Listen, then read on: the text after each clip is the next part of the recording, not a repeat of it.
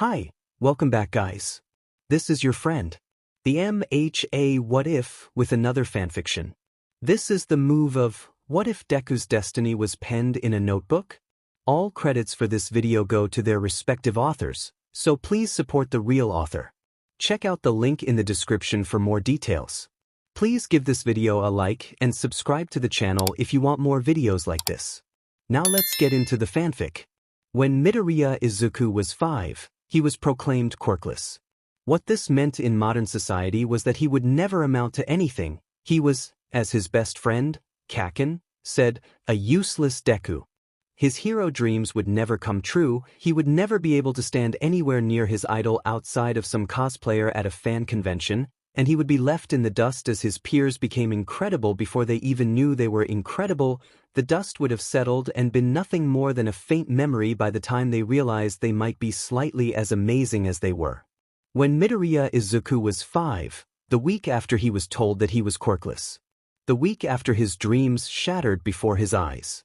The week after he quickly became worthless in the eyes of his few friends. The week after Kaken went from playful little love taps to full-on fists backed by explosions. The week after Midoriya Izuku was proclaimed quirkless, there was a doctor that had been arrested for carelessness which resulted in a patient losing their life. This doctor had multiple counts where he hadn't properly looked into a patient, where he had simply glanced at evidence in front of him and waved it off as worthless, and it had finally resulted in the loss of an influential member of society. Thus, this doctor was arrested, carted off to holding so he could face a lawful trial. Before this doctor had been taken away, however, he had burned the information of all the patients he hadn't cared enough to look at. So the authorities couldn't find all the cases, they couldn't inform all of these potentially endangered patients that they should look into a more reputable source, one that would look into their case and find what was truly wrong with them. They could only rely on news channels to notify the public, but only one news channel aired it. A news channel that Midoriya Inko had never heard of. When Midoriya Izuku was 6, he had a migraine.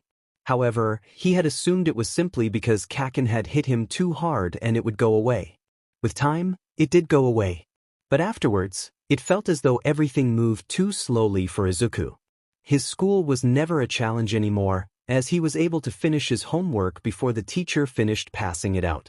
The insults had changed quickly after the other students had found out about his grades being impeccable, straight 100s, to be honest, and he soon found himself being called a nerd.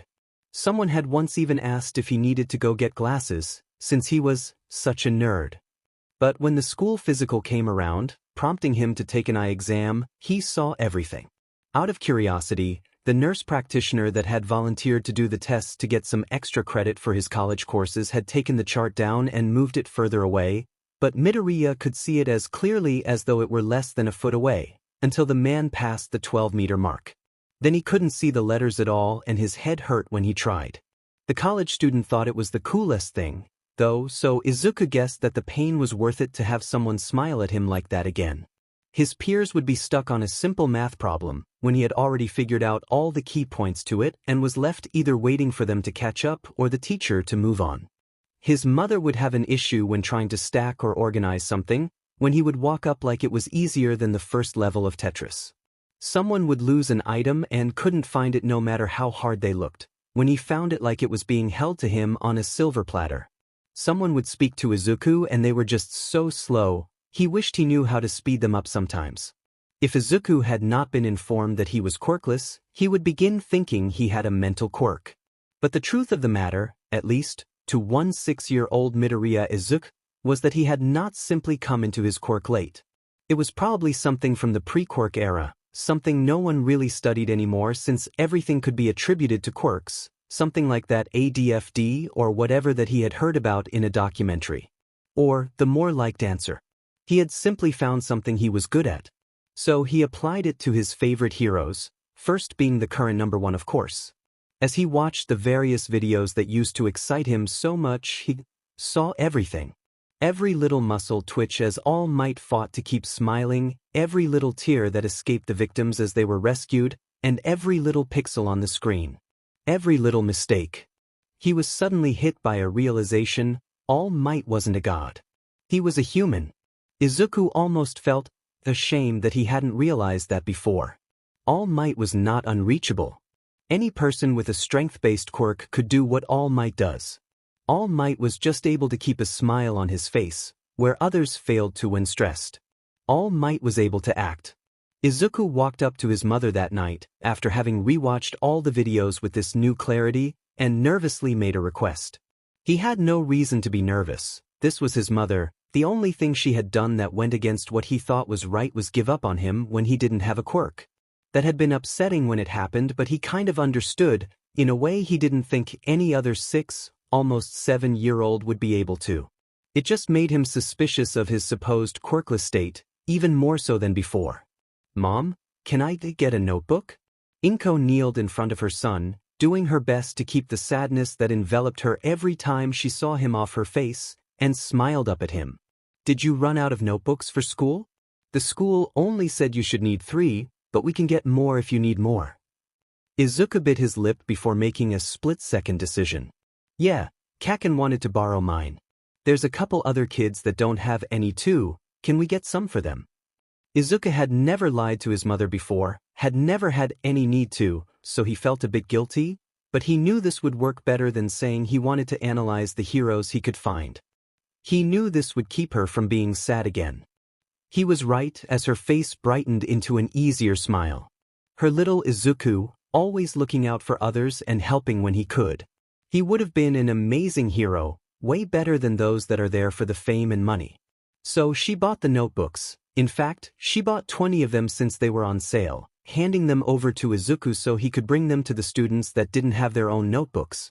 She didn't see them anymore, aside from when Izuku was sitting in front of the computer taking notes on something, so she assumed that they were delivered well and kept from bugging her son when it looked like he was studying. When Midoriya Izuku was 8, the first nearly quirkless hero he had ever heard of began making a name for himself. Eraserhead quickly became Izuku's new favorite hero. His ability to nullify another's quirk was amazing. Izuku had 4 pages of notes on ways to implement the quirk into a fight alone, not to mention the many pages he spent analyzing each little fight he found footage of, the mistakes he found and created solutions to, the creative ways he figured out how to keep the enemies of this new hero from noticing the hero's scarf, a capture scarf. That's what the hero support item website he found called it. He ended up having a notebook for Eraserhead alone, if one ignored the few pages of analysis he had used on Present Mic. When Midoriya Izuku was 9, he met Eraserhead. "Kid, what are you doing on the streets alone?" Izuku looked up from his drawing of Eraserhead that he had crudely done, making notes on each aspect of the hero's outfit to finish off the notebook, only to meet the tired eyes of the very same hero. Not quite believing he was seeing Eraserhead, Izuku rubbed his eyes and looked back up. "Still him. It's almost midnight. Kids like you should be in bed right now. There's no school with a day off tomorrow around here." Izuku vaguely remembered the short article he had seen that had listed an Aizawa as a teacher in UA, though he hadn't quite believed it was the same man since there were no pictures and no one had stated his hero name. Maybe that was why Eraserhead knew about the schools. I'm walking home from a friend's house, Mr. Eraserhead, sir." Eyes that had been lazily looking at him before suddenly sharpened into a near glare. "Is there a reason you felt you should lie to me about that?" Izuku gulped, nervously shifting from one foot to another. "Because that's what I'm going to tell my mom when I get home?" Izuku squeaked, hugging his still open notebook to his chest, completely forgetting the fact that the hero's name had been written on the front along with Present Mix. The glare softened a small bit when they glanced down at the cover, before returning back to the nervous kid's face. "And why are you lying to your mother about where you were?" Shoyuta, to be frank, had assumed this would be a quick check on the kid, see them home, leave before anything troublesome happens, but it was turning out to be more effort than he thought he would be expending on it. But he didn't want this innocent-looking kid to turn into a gangster, or worse, a villain. "Because she thinks Kaken is my best friend still, and I don't want her to worry that I had been knocked out at the back of the school, 'cause he accidentally used too much of his quirk on me." Izuku's brain screeched to a halt as he realized he had just told his hero? Idol sounded like the wrong word. He didn't feel the same way towards Eraserhead as he had towards All Might a few years ago, but he couldn't think of another word since he had just told his hero that he had been beaten up. Ah man, Eraserhead was going to think he was super lame now. Instead of laughing at Izuku as the boy had gotten used to, Eraserhead relaxed almost completely. It's an act, he's trying to lower your guard so he can make fun of you more later, before motioning towards the notebook. What's that? His tone was softer, less suspicious. Don't be dumb, he's going to turn on you once he finds out you're quirkless. Izuku glanced down, face heating up as he remembered whose notebook he was holding. It's my analysis notebook. Before any other questions could be asked, before Izuku could embarrass himself anymore, he shut the notebook and moved it towards the hero who merely raised an eyebrow. You can have it. It'll probably help you more than it'll help me. I don't have a quirk so I can't use any of these to become a hero, but since they're about you and you are a hero, obviously, you're Eraserhead, there's notes about previous fights I found footage for and ways to buff up or protect your various weaknesses and ways to use your quirk that'll put less strain on your eyes and dash. Izuku cut off his rambling, as Eraserhead's hand closed around the edge of the book. Izuku immediately let go, as though the notebook had caught on fire, before bowing deeply. I'm sorry for taking up your time, I'll go home right away, sir, and I'll make sure my quirklessness doesn't infect you. It wasn't an infectious disease, the little voice in the back of Izuku's brain hissed. It was the same voice that whispered insults and comebacks to the verbal bullying Izuku received, so it was easy to ignore it.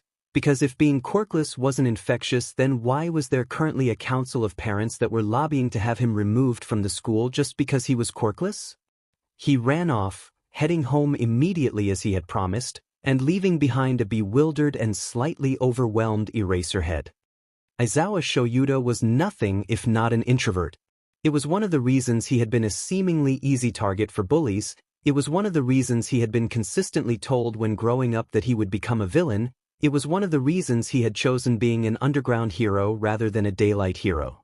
It was one of the reasons why Yamada Hisashi had chosen him, of all people, to latch onto. As the blonde had joked after being asked why he chose to become Shuda's best friend, why he chose to become Shuda's boyfriend, why he chose to become Shuda's fiancé, every introvert needs an extrovert and you just happen to be the only introvert I know. Shoyuda knew it was because Hisashi had been bored one day, then found out that Shoyuda was interesting, which is why he stuck around from day one. He hadn't expected to fall in love, but neither had Shoyuda. Aizawa Shoyuda was nothing if not an introvert. So when this kid began speaking in fast-paced sentences, it took everything in him to try to keep up. The only thing he understood was the kid had offered his notebook to the adult, for some reason that Shoyuda hadn't caught, before running away after Shoyuda had accepted it. I'll make sure my quirklessness doesn't infect you. That was a sentence that Shoyuda took a moment to process.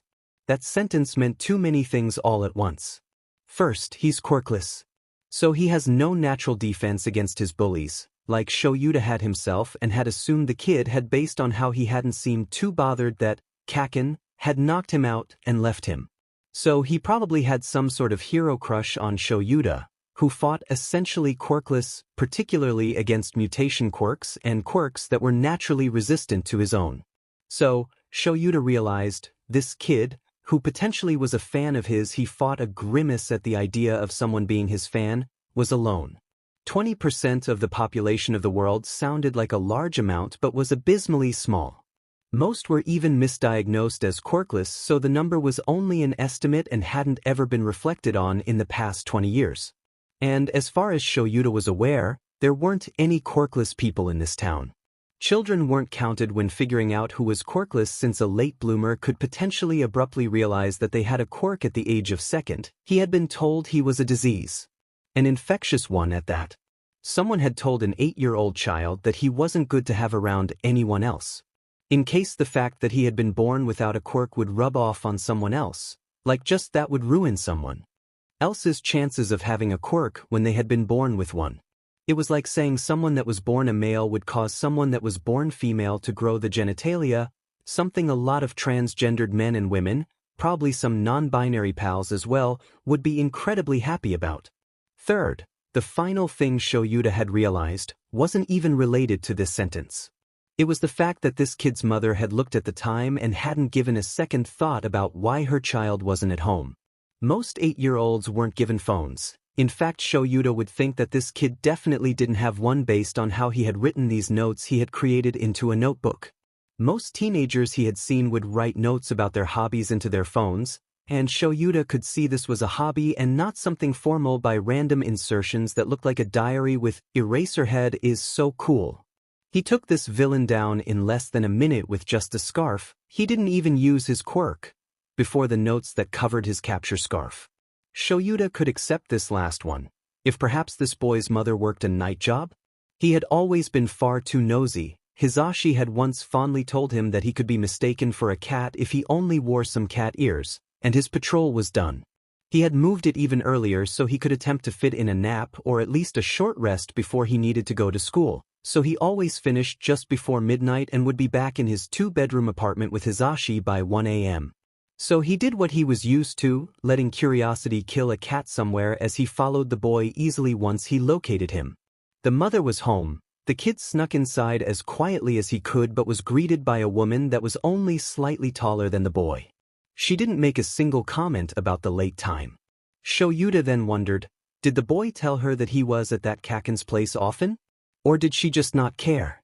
He sent out a quick text, knowing his workaholic friend would see it since there was no time better than midnight to create crazy theories about old cases, and waited there for half an hour as the two in the house got ready for bed before his phone dinged.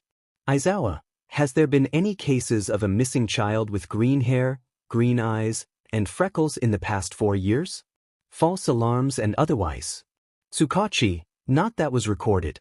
Did you find a child of that description? I can send word out to search for their parents? Male or female? Aizawa Shoyuta was nothing if not an introvert. But he also stuck his nose where it didn't belong often and, for the first time, he wasn't sure if he should. When Midoriya Izuku was 10, he had been expelled by his school. When Midoriya Izuku was 10, his mother was jumped by a gang and died by blood loss.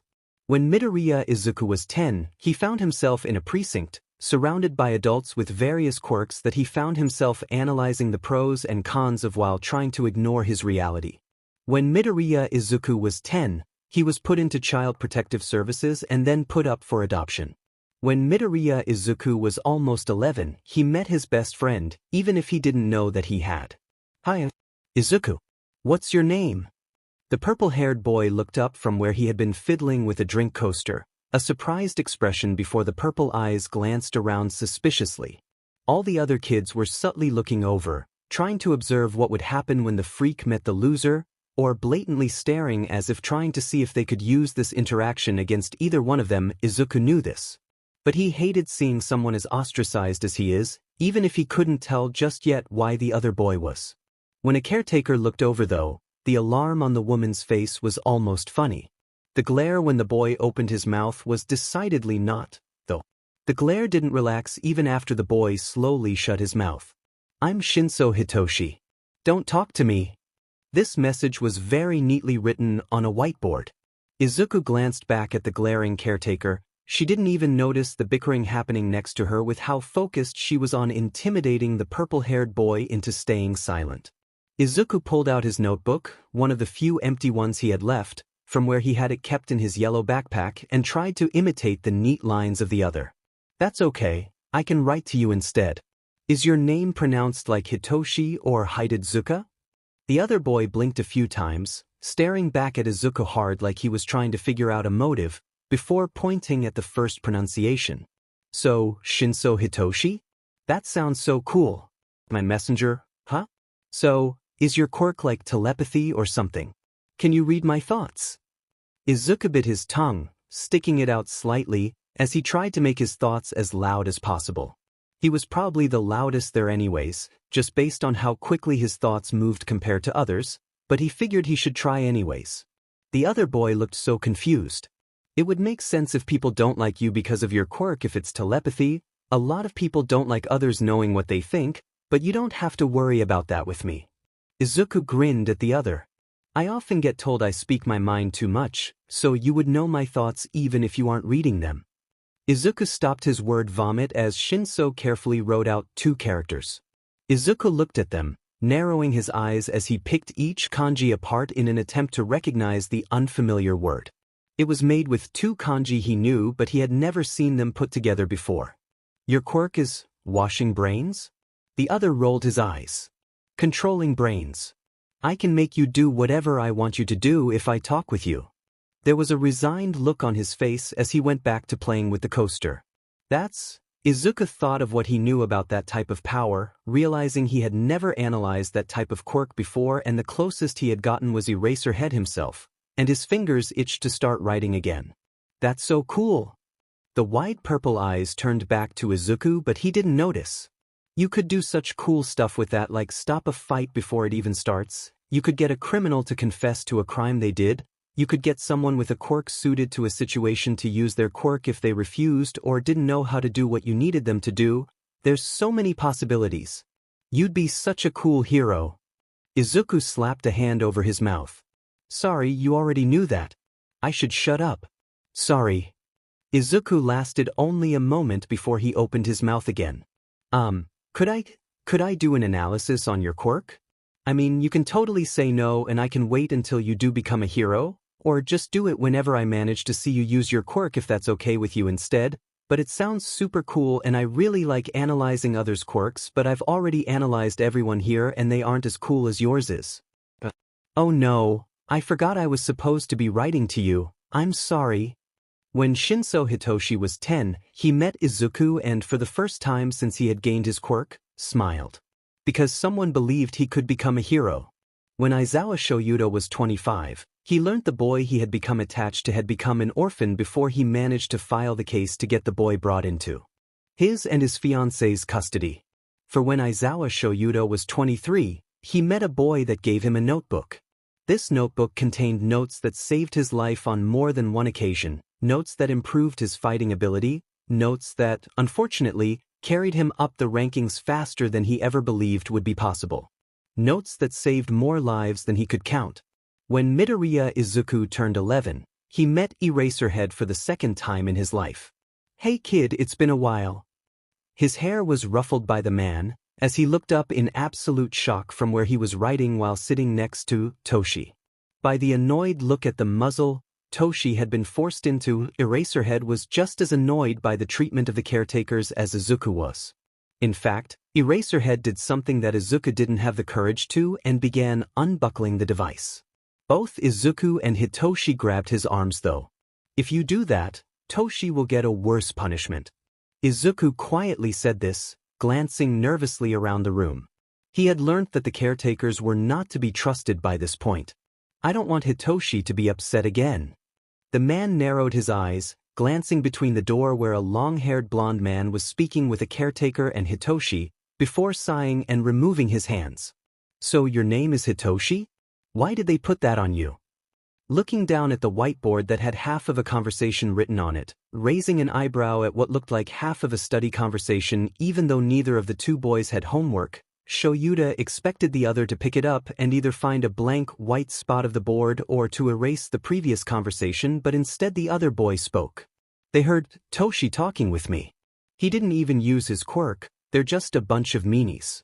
The freckled boy whined, pulling up a familiar-looking notebook, but this one didn't hold his and his fiancée's hero names and instead had emitter quirks 4 written on the front. It kind of made Shoyuda curious, but he figured he had time to ask about it. Since curious green eyes looked up to him. Why are you here, Mr. Eraserhead? The purple-haired boy's eyes widened, looking at Midoriya in alarm before looking at Shoyuda again in awe. Shoyuda almost couldn't keep the grimace off his face when he realized this new kid, Hitoshi, was probably also a fan of his. Namuri and Hizashi had a field month when he had admitted to meeting Midoriya, since they had been so nosy about the notebook he had been studying. Well, I found out my favorite kid was in one of these hellholes and decided to visit to see if he wanted to come live with me and my fiancé. Shoyuda felt a shot of nervous anxiety after he said this. Glancing back over at Hizashi, who was on his way over to the 3 in the corner, the blonde's eyes were trained on the muzzle, both fear and anger being hidden by a bright smile. Oh, then why are you over here talking with us? The boy tilted his head to the side before he brightened almost impossibly. Is Hitoshi the one you're talking about? That's so cool. Before Shoyuda could interrupt, glancing at the blonde who had joined them, Before Shoyuta could correct Midoriya's assumption, Hizashi interrupted. Well, we actually came for a Midoriya Izuku, but I have to talk with Shoyuta about something really quick. Please excuse us. The strained smile the blonde gave the erasure hero, before grabbing his arm and dragging him to the side, told Shoyuta everything. Homophobia. Shoyuta ventured a guess, glancing towards the door where the caretaker was still standing with her arms crossed. Not only that, but because we aren't married, we wouldn't be allowed anyways. The blonde huffed a sigh, pushing his hair back. We can fight homophobia and we can get married before the wedding, at least legally for both, but there's another problem, isn't there? Shoyuta had gotten used to the blonde's tells by this point, since they had been together since high school, so he knew the other was holding back from saying something. We both agreed that we would get Izuku out of here. We even began setting up the spare room for him. Shoyuta waited for the other to continue, but when he didn't and instead looked away, he followed the blonde's gaze. But you want to help his friend, right? We would need another room, which means moving, and I know how much you like the apartment and dash. Shoyuta stopped his fiancée from talking himself into a panic over his desires. I wanted to talk with you about it too. I would love to help Hitoshi out of this place, kitten. Shoyuta let out a small smile, pulling the hand out of his fiancée's hair. It's an unexpected development, for sure. I know you don't like when things aren't in the plan, but it's okay to want this.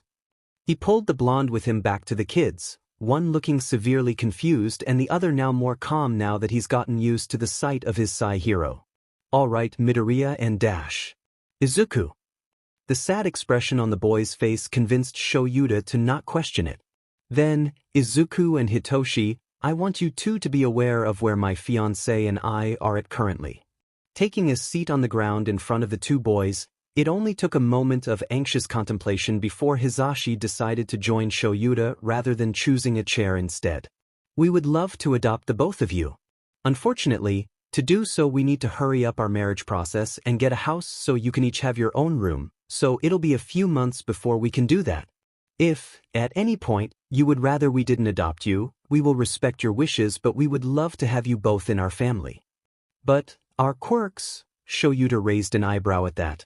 I'm aware that you are supposedly quirkless, even though I sincerely doubt that just based on the notebook you gave to me a few years ago and, in fact, would like to have someone check on that diagnosis, and Hitoshi has a quirk that society has deemed dangerous, just based on the torture device on him. However, both myself and Hizashi were deemed dangerous when we were your age. I wore one of those myself when I was young. Hizashi was uncharacteristically quiet as he admitted to this. What? Mr. Eraserhead and Mr. Present Mike were dash. Izuku's eyes were wide at that admission, even as Shoyuta and Hizashi were surprised by the boy recognizing the blonde outside of costume. Yes, it's an unfortunate truth of our society. We do our best to fight the prejudice and prove them wrong, but, Hizashi huffed, crossing his arms to pout. Anyways, Izuku-kun, Izuku looked surprised at the nickname. How'd you know I'm Present Mike? I read those pages you did on me, but none of them mention my first name. Well, you work with Mr. Eraserhead a bunch, so, Izuku shrugged even as he shrunk into himself. I just kinda remembered a picture I saw after a villain fight where your glasses were knocked off when I saw you come in. It was more a guess than that I knew. Shoyuta could tell there were a few other things the other had probably noticed, just from how uncomfortable the boy was, before Izuku's head shot up. Wait, were you trying to keep it secret? I'm so sorry. I keep being told to not say what I see, but I didn't realize you were undercover or anything, and I really wouldn't have said your hero name if I knew I wasn't supposed to, but I didn't know your last name, 'cause Mr. Eraserhead just said your first name, and I didn't want to be rude and say that name without your permission, but dash, Shuta's head spun, unable to keep up with the verbal vomit happening in front of him, and Hizashi, thank every deity imaginable, noticed how overwhelmed Shoyuta was. Oh no, don't worry about that, Izuku-kun. I'm very happy that you recognized me. I was just curious what gave me away, since no one really ever does.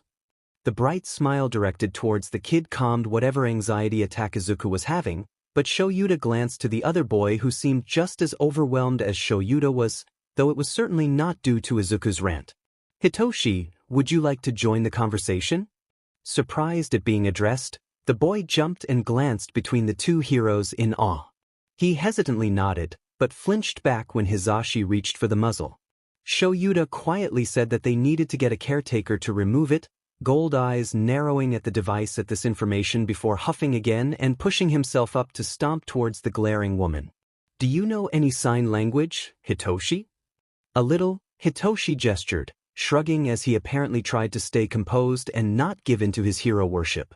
"Toshi and I have tried learning from the library, but it's really difficult." Izuku complained, though Shoyuta had a slight suspicion that the boy was whining on Hitoshi's behalf rather than his own. "That's fine, learning other languages can be hard, but it's admirable that you tried to teach yourself as it is. Hisashi and I have been taking classes for a couple years now, so we could probably teach you if you wanted." Shoyuta hesitated before continuing to speak, figuring he might as well get it over with. "Since you are the two we want to adopt, you should know how the next few years will look with us. Hisashi's quirk is sound-based, as I'm sure you're aware, which means the backlash of using his power is damage to his ears. The quirk specialist we went to stated that he will most likely be fully deaf in 10 years. Izuku's eyes lit up in a strange way before looking down, flickering in a way that Shoyuta had only seen once from someone that had been diagnosed with nystagmus, and Shoyuta decided to not ask about it. If Izuku wanted to tell him and Hisashi, he would. "Try to adopt these children, and how will I know if we will be a good fit if you won't let him talk with us?" Hisashi's voice was increasing in volume, and Shoyuta didn't need to hear more than that to know what was going on. He sighed, sadly looking at Hitoshi before ruffling both boys' hair. "Looks like that's our cue to leave. We'll be working on getting the house set up for you too. If at any point you decide that you would rather we didn't adopt you too, just tell us. We won't force you to do anything you don't want to." He pushed himself up, already feeling old just because of that action alone, before looking back down at the two still sitting and looking up at him. "Thank you, Izuku, for your notebook. After I read that notebook, I improved by a lot. There were so many people that I was able to save that I know I wouldn't have been able to do anything for before I read your book. You saved so many people by just giving me that notebook." He let out one of his rare smiles towards the shocked freckled boy. "Thank you, on behalf of myself and all those I saved with your advice." When Midoriya Izuku turned 11, he received the best birthday gift he could possibly imagine, his hero thanking him and telling him that something that Izuku had done had resulted in people being saved. He wasn't the useless Deku that Kaken had called him if he had helped people, right? It took a few months for the two pro-heroes to find a house with 3 bedrooms and plenty of space for a 4-person family, but they never let the 2 boys they were going to adopt think they had abandoned them. If not both the heroes, at least one would visit every week on the same day and talk with the 2 11-year-olds for anywhere between 10 minutes and 2 hours. Hitoshi was careful to avoid speaking again in these few months. He didn't want his idol to see him in the muzzle again, but he participated with his written words and a few signs. His sign language repertoire had increased some as well, since Present Mike would coach him on the gestures whenever that became his chosen form of communication. Izuku did his best to avoid falling into a rant around the 2 men, not wanting to repel them and take away Toshi's chance to get away from the muzzle and to people who didn't seem to mind his quirk. He didn't believe Eraserhead when the man said that he probably had a quirk and didn't put much stock into the idea of getting his quirk checked once more, so he didn't see any reason to adopt a quirkless loser like him. Hitoshi was so much cooler than Izuku, so Izuku wouldn't be surprised if they decided later that they only wanted Hitoshi. He wouldn't be able to hold it against them either. Even if Izuku had helped people because he had started writing out what he sees, he didn't see this as a good enough reason to adopt Izuku. Izuku was just going to annoy them, but he was going to get Hitoshi adopted first. The 2 men spent months searching for a good house, all the while going through the ridiculous paper process of getting married, and once they found it they could only feel an intense relief. It held everything they were looking for, except a large kitchen, but they could do without that, and was even nearby to UA. It took half a month to get the paperwork for the ownership transfer to process, then another month for the house to be moved into and decorated, though Shoyuta was pretty sure that trying to get help from their supposed friends had hindered their progress, particularly from Kayama and Fukukado, who were more interested in poking around their stuff than moving it or unpacking it. Finally, the time came for the house inspection. The house was new and the two heroes had purposefully checked that all the appliances were as updated as they could get them, everything from the water heater to the washer and dryer, but despite that, Hisashi was still extremely anxious and almost hovering over the inspector's shoulder. Shoyuta could tell that the inspector was accustomed to new adopting parents hovering, however, so he didn't bother with getting the blonde to sit and wait. Well, aside from one small thing, I don't see any issues with you adopting these two boys. The inspector finished the checklist after a few hours of anxious waiting, and Hisashi almost relaxed. Almost. What is the, small thing? You're both pro heroes, correct? Can you run me through a normal weekly schedule with you two? Shoyuta could guess where this was headed, so he took over for the confused blonde. I work as an underground hero, so I'll typically patrol a few neighborhoods from 1800 until around midnight if I don't have a big mission. Hisashi is a daylight hero, but because he works as a teacher at UA, the same as myself, he doesn't patrol. From 0800 to 1600 we are at the school, but we can leave earlier since our last classes are at, so there will always, at least, be one of the two of us, not to mention the multiple pro heroes we are friends with if for some reason we get dragged into a mission for the boys to turn to. Shoyuta yawned at the end of this explanation. It's up to the two of them if they want to be homeschooled or go to public school. We could also afford a private school, if that's what they chose, and if they choose to homeschool, we have been given permission to bring them to UA whenever we want or need to. Sometimes Shoyuta wondered what was going through Nizu's head, other times he wanted nothing more than to look the other way. Any other questions? Nope. Looks like you're good to go, Mr. and Mr. Izauyamada. Shoyuta could see the stars in Hisashi's eyes upon hearing their new last name, even if it was just their last names hyphenated, and couldn't deny the warm feeling he felt himself. We will contact you within the next week, once the paperwork is processed, to inform you of the process completion. The inspector gave the two a warm smile. Congratulations on becoming new parents. You can go fill out the guardianship paperwork at any moment after we call you. After receiving the inspector's business card, which also held the phone number they should expect a call from, and seeing her off, Shoyuta watched as his husband, that had such a nice ring to it, his husband physically vibrated and activated his quirk to save the windows of this new house, making a mental note to get some quirk-proof glass installed. Yeah. Even with his quirk erased, the blonde was still shockingly loud. We're parents, Shoyuta. Oh, we need to let Deku and Toshi know. They're gonna be so excited. It's been months. Oh, I hope they still are okay with us adopting them. I'm so happy. The blonde went from bouncing in his excitement to suddenly full-on sobbing in his husband's arms. We're gonna be parents, Shoyuta. We're gonna be parents. Shoyuta soothed his overly emotional husband, rolling his eyes and smiling as he ran his fingers through surprisingly with how much product he used when in uniform silky hair as he waited for the emotional train wreck in his arms to calm down. We are. Shoyuta simply said this in response to the blonde, the two words just barely able to convey the joy he felt himself at this development. They had been working towards this goal for months, technically years, ever since Shoyuta met Izuku, really wanting to bring the freckled child out of the neglectful situation, but sometimes, something this big didn't hit someone until it was just about to happen. Like a scientist researching a cure finally getting fruits for all their LBR, the couple could finally see the fruits growing in for them to pluck. The next week was spent ordering in the special quirk glass to avoid accidents, adding in final touches that they thought the two boys would appreciate to their rooms, and installing all the electronics they had moved in after the inspector left as the last pieces of furniture. It was as their windows were being installed that they got the call, Shoyuta just barely able to protect the workers from the shattered glass and apologizing for his husband's enthusiasm to the almost audibly stunned worker on the other side since Hisashi didn't have the foresight to move the speaker away from his mouth.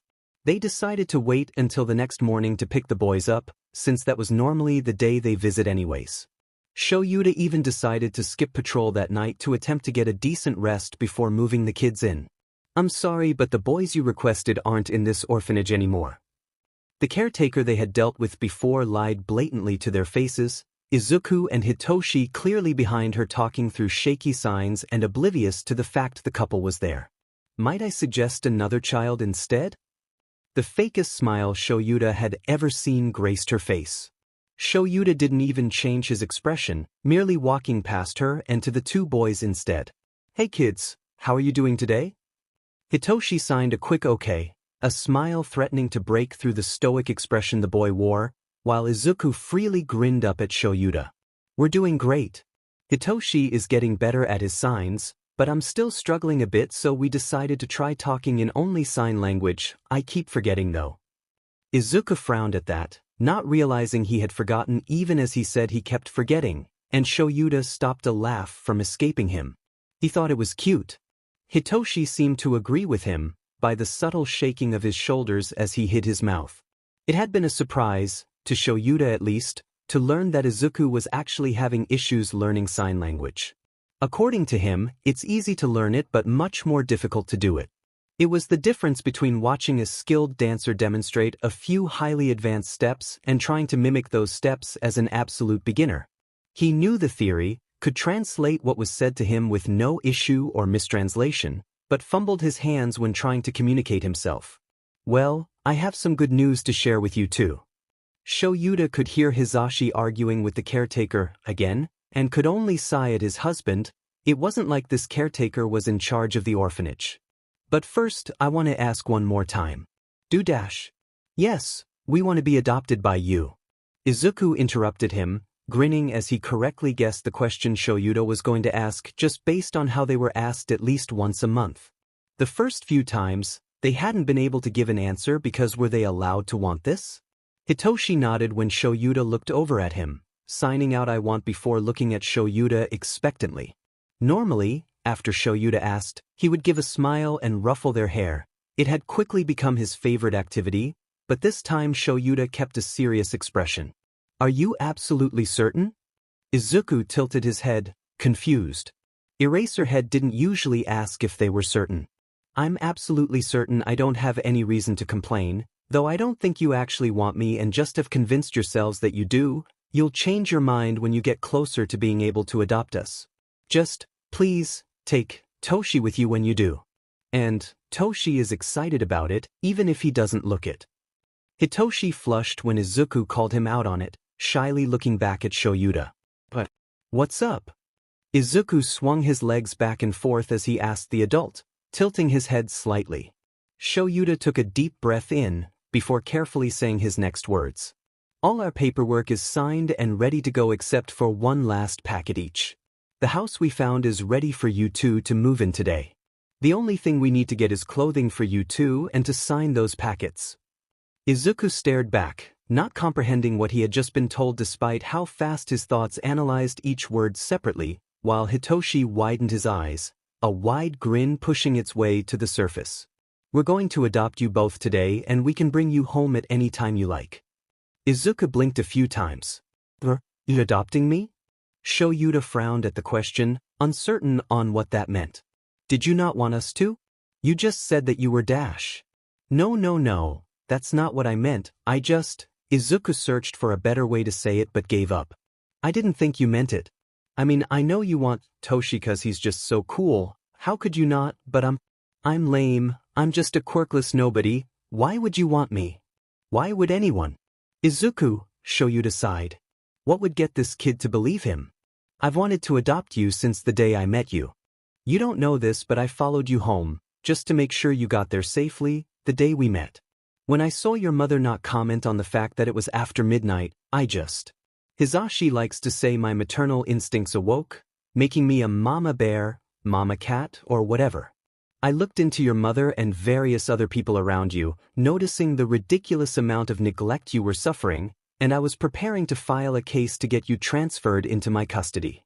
The day I found out you were in the system, I was equal parts upset and relieved. Upset because you had no choice given to you, as I was going to offer you that choice and not just file it without your consent. Relieved because it meant I could adopt you. I had spent that year and a half compiling all the information I could. Hisashi had already cleaned out and set up the spare room for you before we came here that first day." Shoyuta glanced over at the two arguing, still in the doorway. Hisashi seemed as though he were just too happy to get truly angry, so Shoyuta wasn't worried about accidental quirk usage. He leaned towards the two, saying in a stage whisper, "And between the three of us, once we finish filling in the paperwork that gives us legal custody of you two, we are going to sick the police on this place." The muzzle they used on Hitoshi is a form of abuse and is illegal to use on anyone under the age of 16 anymore. "We didn't do anything yet because we didn't want you two taken away to somewhere else, if you were still amenable to letting us adopt you." Shoyuta straightened out, raising an eyebrow at the stunned child. "Now, Izuku, do you want us, Hisashi and I, to adopt you?" Izuku's eyes filled with tears, smiling as he said, "Yes, I want you to adopt me." The mansion present Mike. "No, wait," he said to go ahead and call him Hisashi. He also said that his name could be shortened to Zashi, like Toshi's name. The mansion that Zashi that sounded weird to Izuku, but he couldn't pinpoint why pulled the ugly neon green car up to was definitely not what Izuku, or, for that matter, Hitoshi, was expecting. He knew that hero pay was nothing to laugh at, but a mansion in Mizudafu? There's no way. They were probably just dropping by to introduce the two kids to a richer friend or something. Nobody greeted them as Hisashi and Era. Shoyuta led the two into the house, then looked at them as though expecting something from them. Izuku stared back, not sure what they were waiting for, and Hitoshi shifted behind Izuku. They hadn't spoken since they left the orphanage, aside from Shoyuta calling someone he called Tsukachi and telling that person, "We've got them now, so launch the attack." Izuku would hear in a week that the orphanage was shut down and Shoyuta would merely shrug and say, "Wonder what happened," with a malicious-looking grin. "Well, any thoughts so far?" Hisashi couldn't sit silently for much longer, bouncing a bit in his anxiousness. Izuku wasn't sure what he was supposed to think about it. About what? The mansion or the car or dash? The mansion, though that term is a bit outdated by now. Might as well just call it a house. Shoyuta shrugged, putting a hand on Hisashi's shoulder to attempt to physically calm the jumping. It didn't work, but Izuku had to give him props for trying. Though, it would be nice if you called it home instead. The blonde hero gave an attempt at a grin, even though he was clearly too nervous to give that expression. "We live here." Hitoshi spoke for the first time in months, very carefully keeping the question out of his tone, and Hisashi winced. He quickly spoke afterwards, though, so Hitoshi didn't have enough time to think it was about his quirk. Or so the voice hero thought. "Is it not what you expected?" "Sorry, Shoyuta didn't like the first place I liked dash. It was across the street from a convenience store." Shoyuta said this as though that konbini in particular had offended Shoyuta. Or the second dash. "I was not going to live next to that chatty pair of grandmas." It was torture to spend 2 hours listening to them talk about everything they could think of dash. Izuku winced at that, making a note, "Don't rant to Shoyuta, he might get annoyed." And that was before we were even near the address. "Oh please, you like talking about their cats?" Hisashi rolled his eyes at his husband.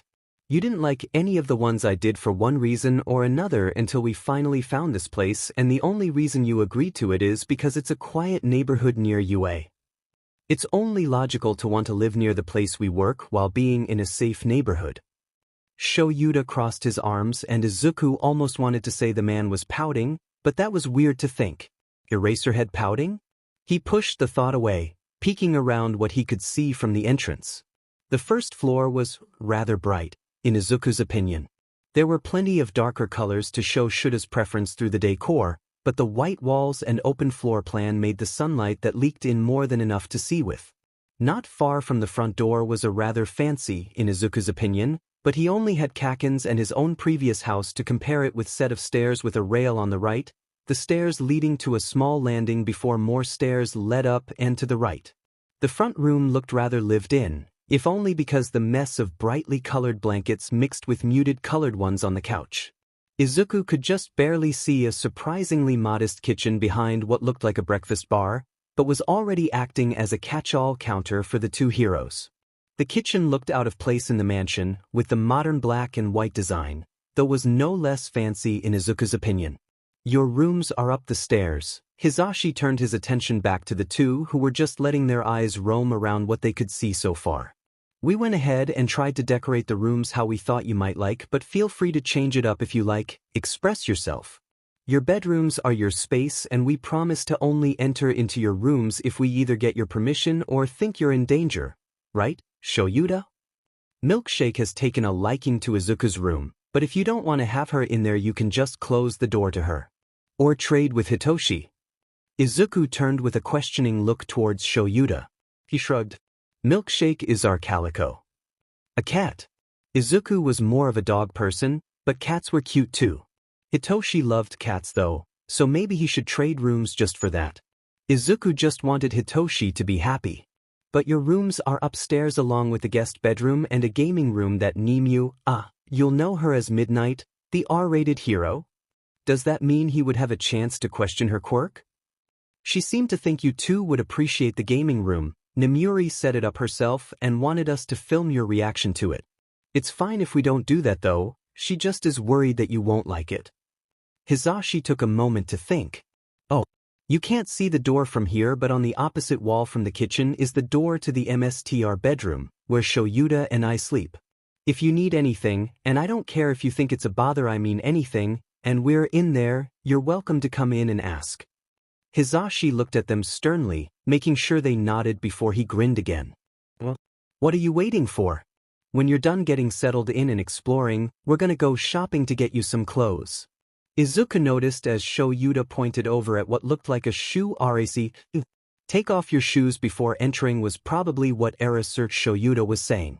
He slipped out of his beaten-up high tops, careful to set them on the rack, before inching towards the stairs slowly as he heard Hitoshi do the same.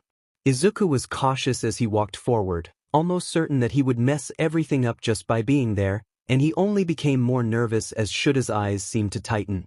But Shoyuta didn't say anything, turning to go curl up in the nest of blankets on the couch.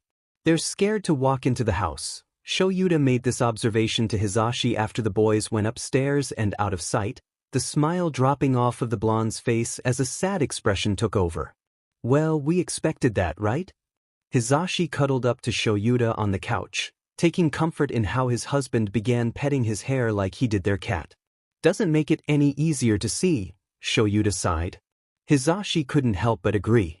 The hall at the top of the stairs didn't look too out of the ordinary, so Izuku peeked in through the first doorway he found.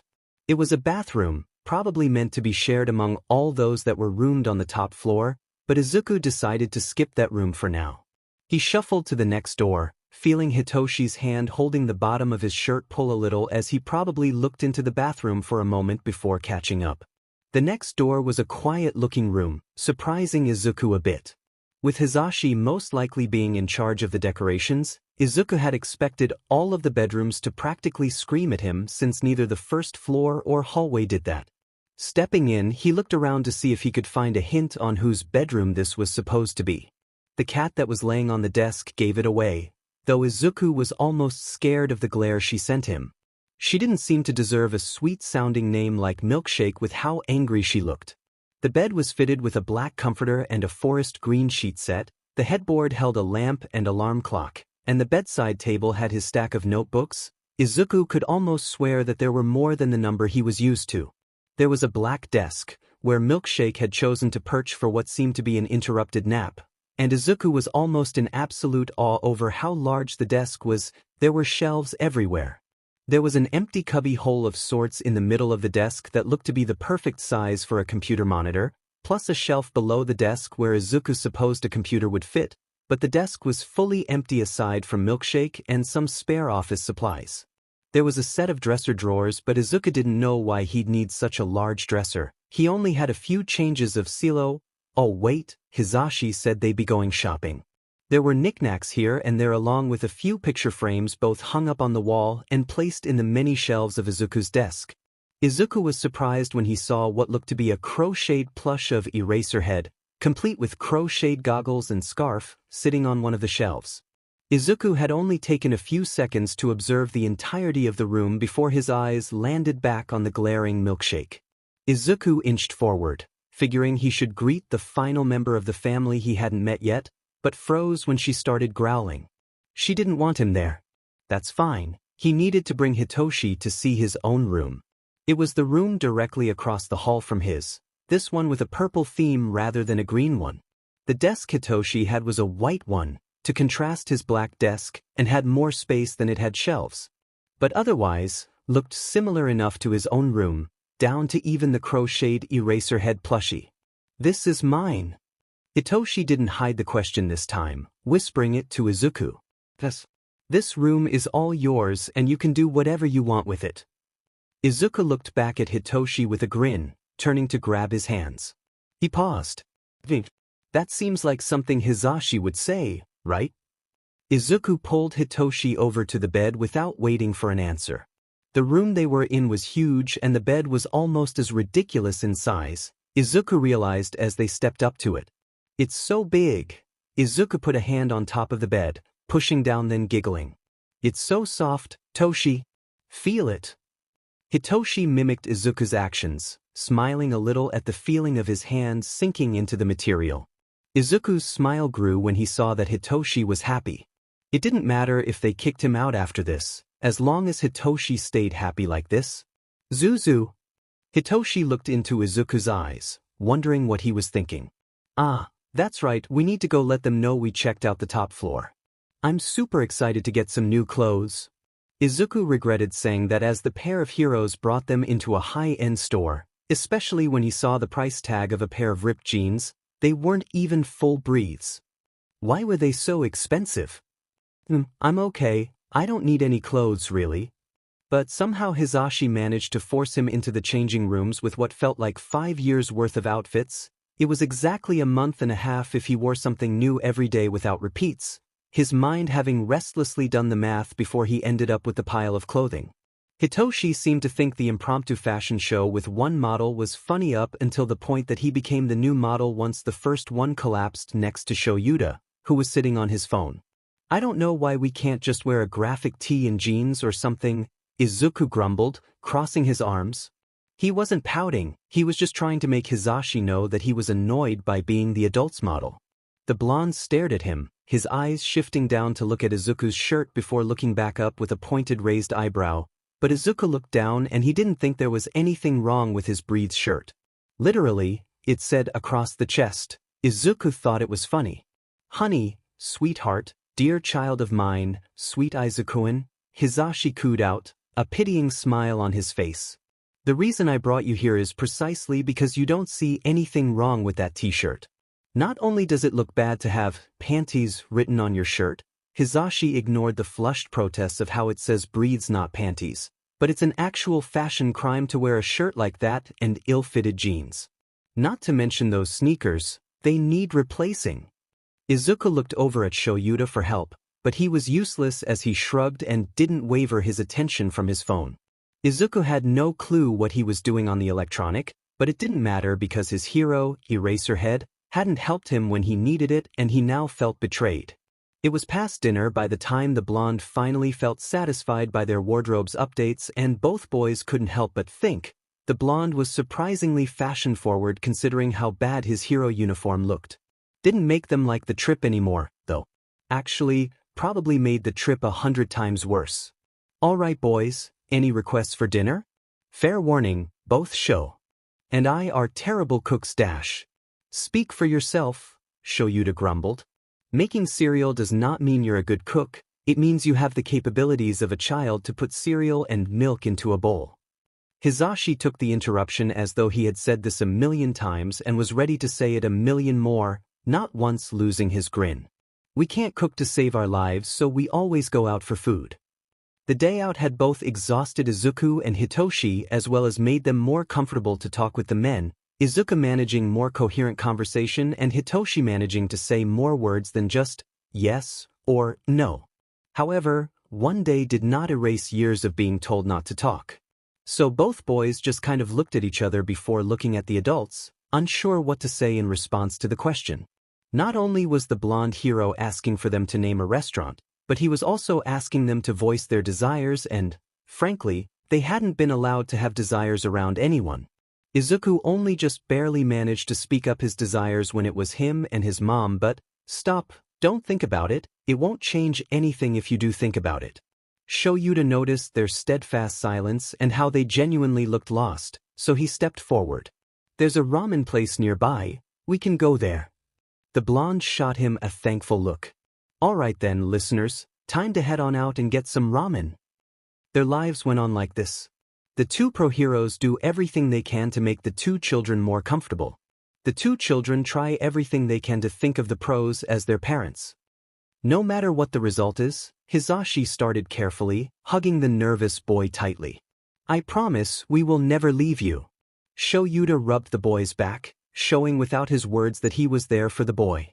Hitoshi was looking around curiously, having never been in a quirk doctor's office before since his quirk had always been obvious and he hadn't been allowed to use it enough for it to cause any injuries, but firmly held Izuku's hand. Even if you do happen to be quirkless, I don't believe you are losing out on anything. Shoyuta wasn't entirely certain what he should say to comfort the boy but made the decision to try anyways. If you're quirkless, that just makes your intelligence even more impressive. We're only doing this to find out about anything we should watch out for, in case you have a quirk that has negative side effects. Not because we want or need you to have a quirk, Izuku. Teary green eyes peeked out from the blonde's hug, meeting slightly red eyes. We will not leave, neglect, or abuse you in any way. We love you no matter what. Izuku's eyes widened almost impossibly at the admission, immediately looking up at Hisashi. The blonde grinned, meeting both green eyes and purple eyes, which had snapped immediately over at the two adults in shock from where the boy was reading a poster about quirk safety, before letting the grin soften some. We love both of you. I, personally, fell in love with you when I first saw you both. Dramatically sighing with his hand held to his chest, even as he didn't let Izuku out of his hug. There you two were, my adorable princes, just awaiting the arrival of your knights to save you. I couldn't wait to become your knight in shining armor.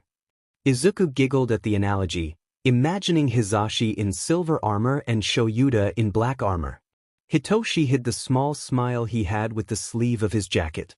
Midoriya Izuku? Said boy tensed up, avoiding looking over at the nurse that had called for him. The blonde looked at him, smiling comfortingly. We'll be with you the whole time, Hisashi promised. We won't go anywhere. Izuku nodded, letting go. Nizu told me that the answer to this equation Izuku was talking Hitoshi through the homework Nizu had given the two homeschooled kids, the mouse bear dog principal taking over their schooling almost immediately after meeting them and being endeared by the little humans. Shoyuta and Hisashi were still confused about whether this was a good or a bad thing. On one hand, Nizu was the most intelligent being they knew about and would therefore challenge the boys while still teaching them what they needed to know. On the other, it was Nizu, an evil mastermind that could easily take over the world. And the square root of this equals X, right, Dad? Hitoshi blinked at Izuku in surprise. It took both pros a moment to realize what was said, Hisashi's eyes tearing up while Shoyuta hid his smile behind a coffee cup. Of course, sweetheart. You're doing so well. Hisashi was the one who answered, his hands coming up to cover his mouth before his excitement came out in a quirk-enforced yell. He was talking to me. Shoyuta immediately argued, scowling towards the blonde. Izuku blinked, a blush coming over his face as he finally realized what he had said. It's illogical to think you would be called Dad. If anything, you should be Papa. This is easy enough to figure out. Izuku, who were you talking to? Freckled cheeks were quickly being hidden behind a bright flush, wide green eyes staring back at the curious adults. Hitoshi saved him. Aizu. Talking to Sho. Hitoshi had taken to calling Shoyuta, Sho, and Hisashi, Zashi, in an attempt to talk even a single syllable less. He was doing better, could join conversations without prompting and asking the occasional question, but there were days where he would go entirely nonverbal. Zashi is Papa. Hitoshi agreed with Shuta's assessment, causing the erasure hero to smirk victoriously over at his pouting husband. Until he realized that meant Hitoshi had just called him Papa, causing his expression to melt into a look that said, my heart was taken by my kids, my husband doesn't get a single piece of it. Hitoshi was crying in a corner when Shoyuta entered the boy's room to check on him, bringing the man's immediate attention. This was the first time Shoyuta had seen the waterworks from the purple-haired child, and he had been grateful that he hadn't been put into a situation to comfort either child. That was probably the skill he lacked the most. However, Hizashi had been called in for an emergency and Izuku was already asleep in bed, which meant that Shoyuta had to make an attempt unless he wanted to wake the other child. Hey, what's wrong? He tried to copy the soft tone Hizashi used when Izuku was getting frustrated with the homework Niza gave, but it came out almost like a growl. Which was probably for the best, since Hitoshi and Izuku had finally gotten used to Milkshake's love language. Shoyuta had forgotten to inform the two children that the cat growled when she was happy, only realizing when he saw that they gave her a wide berth even a week later. Hitoshi spent a lot of time with Milkshake. Even if someone else was in the same room, the boy gravitated to the cat. Did you have a nightmare? You won't, the boy sniffled, trying valiantly to push his tears down. You won't muzzle me, right? Shoyuta felt hurt at that, but tried to see it from the other's point of view. Shoyuta knew he wasn't the easiest to read or, honestly, the easiest to deal with. It was possible the boy had been overthinking. Izuku warned them about that. When he had still thought they were going to take him back to the orphanage, they had quickly had a talk about that, assuring the child they weren't ever taking him to any orphanage, and had thought Shoyuta thought he was annoying since he often found himself pausing to make sure he was answering the questions the child asked correctly. Or the boy had a nightmare where everyone he trusted turned against him. Shoyuta has had far too many of those and understood far too well how jarring those nightmares were. He hoped the nightmare didn't send the child back any, since he had started actually speaking full sentences recently. Hizashi had been ecstatic when Toshi had a full conversation without leaving so many words out that it left them guessing what the boy had meant. He didn't completely feel comfortable enough with them to continuously have complete sentences, but he was getting there and both men were so proud of him for it. Shoyuta realized he hadn't answered the question yet once Hitoshi's tears started overflowing again. No, of course I won't. Why would you think that? Did I muzzle you in your nightmare? The hesitant nod caused Shoyuta to relax a little more. Dreams were far easier to help with than overthinking, since they didn't try to convince someone of a lie and instead just played with their fears. Would you like some warm milk? That helps me when I have nightmares. The tears slowed down once more, a surprised expression taking over. You have nightmares, Dad? Shoyuta smiled at the familial title. Hitoshi rarely used the familial titles, as if he were afraid of the pros' reactions to them, but it always warmed Shoyuta to hear them. Hizashi had yet to stop immediately crying when they were used by either boy. Of course, I had one once where Milkshake gained a gigantification quirk and Nizu used her as a mount to chase me. Shoyuta grimaced at the memory of the dream. It wasn't a nightmare he was able to quite understand, but it had definitely caused him to wake in a cold sweat. Hitoshi giggled slightly at the image, as Shoyuta had hoped, and reached out to the hero as he stood up. The two walked down the stairs hand in hand to go to the kitchen. This was just the first of the many nights he spent comforting Hitoshi from his nightmares, though not all of them were shared with Shoyuta. That was okay, so long as he helped his son feel better before he went back to bed. Eventually, that'll be you. Namuri had said this to the boys, teasing them as they made faces at the pity their fathers were showing. Hitoshi had long lost the tie Hizashi had fussily put on him. Izuku's had lost the neat look before the wedding began. Izuku looked disgusted at the idea Namuri had given, but Hitoshi flushed a little, looking back at their fathers as they stuffed cake in each other's face. Hizashi was laughing with icing smeared even into his hair while Shoyuta had a soft smile, not at all marred by the chunks of white cake stuck to his face. No thanks, romance is annoying. Izuku disagreed with the pro, shaking his head. You've got to do stuff with them and that's just gross. Hitoshi shifted uncomfortably. But who would I marry? Hitoshi scratched his cheek where a pale scar marred the skin, Namuri's smile turning sad. She knew he was thinking that no one would love him because of his quirk. Anyone would be lucky to have you, sweetie. She reached over, running her fingers through Hitoshi's hair. And if anyone hurts you, you tell Auntie Namuri. The R-rated hero had quickly claimed the title after hearing Izuku call Hizashi Papa once, causing Emi to pout at the fact she hadn't done it first. I'll make them regret hurting either one of my precious nephews. I'm sure your Auntie Emi and Uncle Ken would be happy to join me. Ken hadn't been so thrilled at the title but merely accepted it like there wasn't any way that he wouldn't have been called Uncle. Hitoshi looked at Namuri in confused concern. You? You do remember that you're a pro hero, right? Doesn't mean I don't know how to hide a body.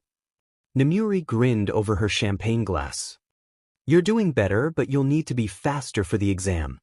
Shoyuta clicked the timer he held, showing the time had reduced by 3 seconds as Hitoshi worked to catch his breath. Izuku had finished nearly a full 10 seconds before his brother and had already caught his breath, draining a water bottle off to the side. Hizashi looked slightly confused but didn't let it affect his grin of pride.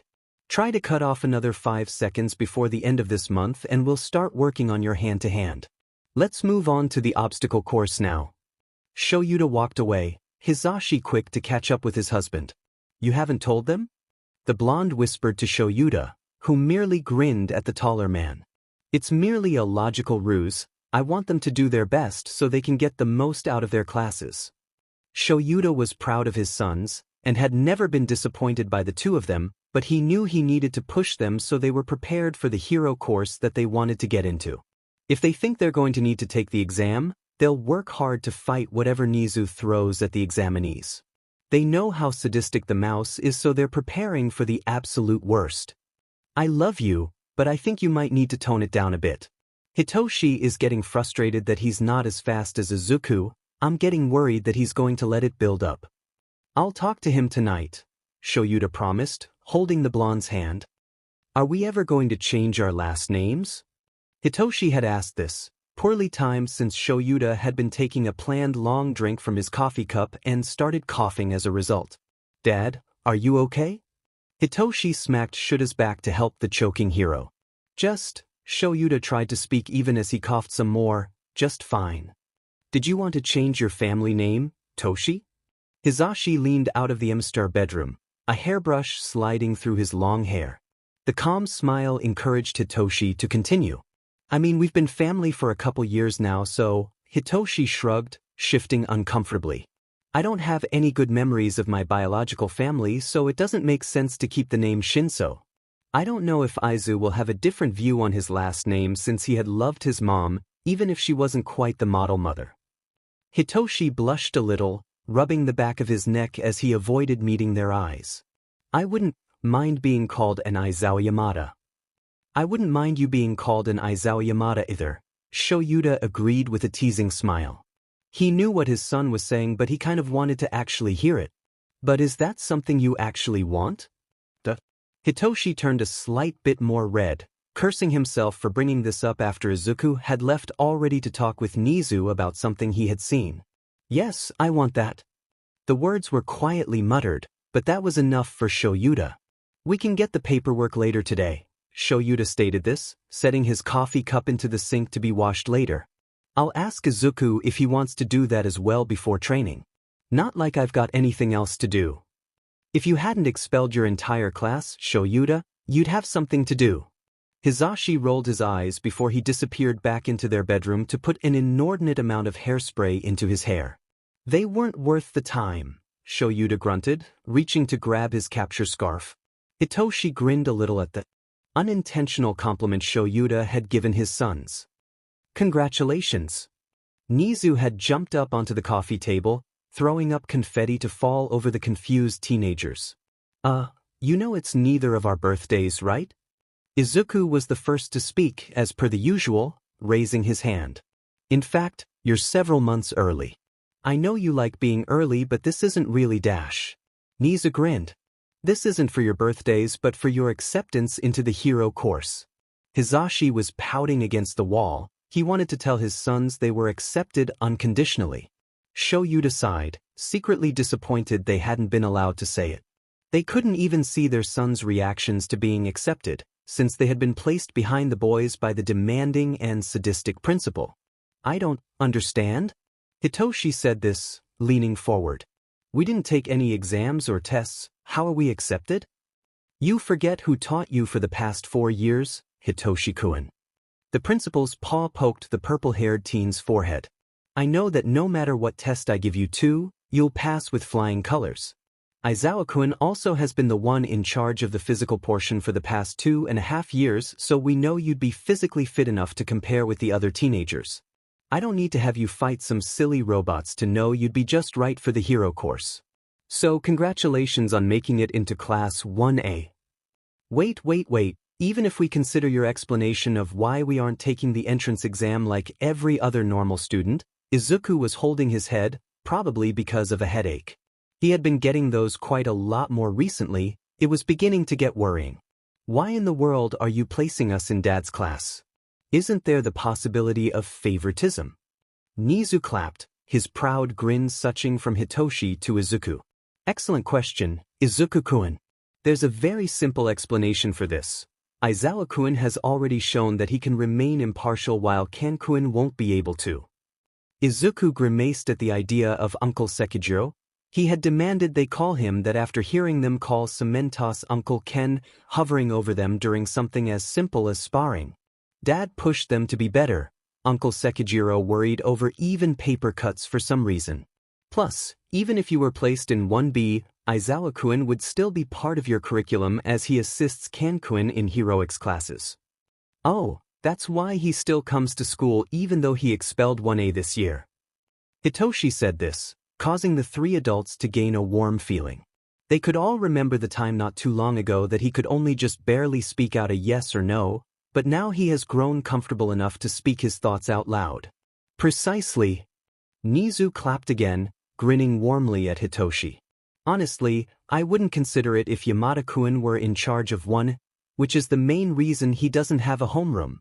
The blonde complained at this, trying to show how offended he was at the comment. And I just wanted to apologize for not helping when I could. When Izuku opened the classroom's door, knowing Dad would be right behind Hitoshi and him, he found himself staring at the back of a brunette who seemed to be panicking at the perfect 90-degree bow in front of her. Excuse me? Can I get in? Izuku cut in above the girl's protests. Uraraka Ochako. Izuku recalled her file. He had been given the files of all of his classmates as a challenge from Nizu to analyze them and create support gear for them all. Power Loader was supposed to assign the gear to his first years as a challenge for them to turn in for their finals. Oh my gosh, I'm so sorry. The girl jumped when she heard Izuku speaking, hurrying out of his way. The boy immediately looked at the board to see where the siblings sat and raised an eyebrow. His brother didn't sit next to him? That didn't make sense. It's fine, you should go take a seat soon though since the teacher will be here in a moment. Izuku looked to where he had been assigned, between Kaken and one of the recommendation students, Yaoyorozu. Nope. Izuku wanted to avoid that conversation with the blonde for as long as possible. Instead, he sat on top of the teacher's podium, Hitoshi standing nearby with an eyebrow raise. Dad should have known better, really. Izuku shook his head in disappointment, gesturing at the chart. Hitoshi was having one of his more rare nonverbal days, merely glancing at the chart before understanding dawned and he leaned against the wall, but Izuku could talk more than enough for two people. You would think that over 4 years would be plenty of time to understand, but dash. You are disrespecting the school, teachers, and authorities of this school by sitting on the podium. Get down immediately. The teen that was bowing before was now yelling at Izuku, who had trained himself to not flinch at yelling by now, knowing it was something he needed to get used to for hero work. I don't think I will, actually. I've done far worse in this school than sitting on the podium. Like the time he glued Uncle Ken's hands to the ground for an experiment. That was funny. Until he had been given his punishment, that is. By the flabbergasted look on Ida Tenya's face, the other teen hadn't anticipated Izuku's response. Hey Dad. Izuku waved over Ida's shoulder at the yellow caterpillar entering the door. Papa wanted you to remember to grab dinner on your way home, but I don't know why he didn't wait until later to tell you. Dad gave Izuku a dry look, clearly not expecting either boy to reveal their relationship before the start of the first day. As Izuku grinned. He had plans but he wasn't going to tell Dad that. Hitoshi waved and Dad's small glare softened, the tiniest of nods to the tallest of his sons. Dad sighed, unzipping his sleeping bag since his lesson on situational awareness was ruined by his son. What are you doing up there, Izuku? Really? You don't see anything wrong with the seating chart? Nothing at all? Shoyuta glanced at the board before shrugging. He saw what the boy was complaining about but he had already stated he wouldn't do any sort of favoritism. Of course, he wasn't prepared for his son's solution. The boy huffed in irritation, then raised his eyebrows at Hitoshi. You're me. The taller boy hesitated before pointing to himself, giving Kaken a wary look. Izuku jumped off the podium, taking Hitoshi's hand as they walked to the seat between the redhead, Kirishima Aijuru. That's odd. Izuku remembers the boy had black hair in the profile photo, and the blonde, Kaminari Denki. Shoyuta watched the two, raising an eyebrow, before sighing as Izuku sat in Hitoshi's lap with a pout. To be honest, he should have expected it. The boys hated being apart from each other for too long. The only way they could be was in the house, or if one of them was with Nizu. Shoyuta still didn't know how Nizu managed to convince them to separate, but he suddenly wished he did for once. He would need to revise the seating chart for tomorrow, but that was for the future and maybe more awake Aizawa Yamada Shoyuta. Izuku didn't hear Dad's instructions. All of his instincts were telling him, screaming at him to run from the outright murderous glare Bakugo Katsuki was giving him, but he was fighting just to stay standing where he was. Hitoshi moved to stand between his brother and the blonde, using his body to block the stare down Izuku was experiencing, and signed discreetly to him. You okay? Izuku nodded, his hands feeling a little too shaky to attempt to sign back. I don't like him. Izuku snorted. You're just biased. Izuku tried his best to calm his shaking. He's not that bad, he just doesn't know how to use emotions other than anger and frustration. His mom isn't the nicest and adults taught him wrong. Izuku left it at that, figuring he had done enough to defend his childhood friend at that point. He knew his experiences with Kaken had been traumatizing, to say the least, but now that he was older he could recognize that his childhood friend's attitude was a failure on the part of the adults in his life. The boy's attention was brought back to where Dad was as Bakugo walked to the circle and received the ball Dad had been holding. The blonde stood in the middle of the circle, glancing from the ball to Dad, before grinning. Izuku could practically hear the other boy thinking, this is my chance to prove my quirk is better than all these extras. Die! Izuku snickered, startled by his childhood friend's scream but really not surprised. It was just like Kaken to yell something like that at a ball of all things. Dad turned the device he was holding to show the distance the ball had traveled with the quirk-enforced throw. His commentary was cut short when several students started muttering at how fun this was going to be. The two boys fought a grimace, knowing exactly how much their dad hated hearing the word fun when attributed to anything to do with training. He took it as a personal challenge to up the difficulty for his sons when Izuku had mistakenly commented that the obstacle course he had them run every training was fun. Hitoshi had been given several rounds of sparring more, with a few other teachers that Dad had managed to drag in. After saying it was fun to spar with their dad, he didn't make that mistake again. His muscles had been aching for a week and Uncle Ken looked guiltily at him every time they crossed paths, which almost made the whole thing 1,000 times worse.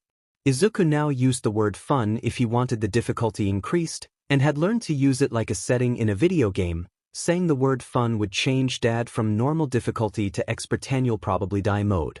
Fun. The two boys winced, inching their way out of the group.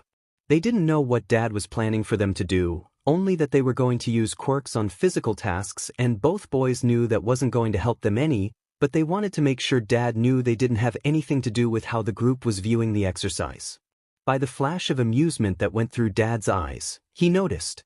They both relaxed when Dad specified that the two of them would sit out since he knew their scores. That had caused a couple students to complain about fairness since he had just threatened to expel them, but none of the three gave the commentary any reaction.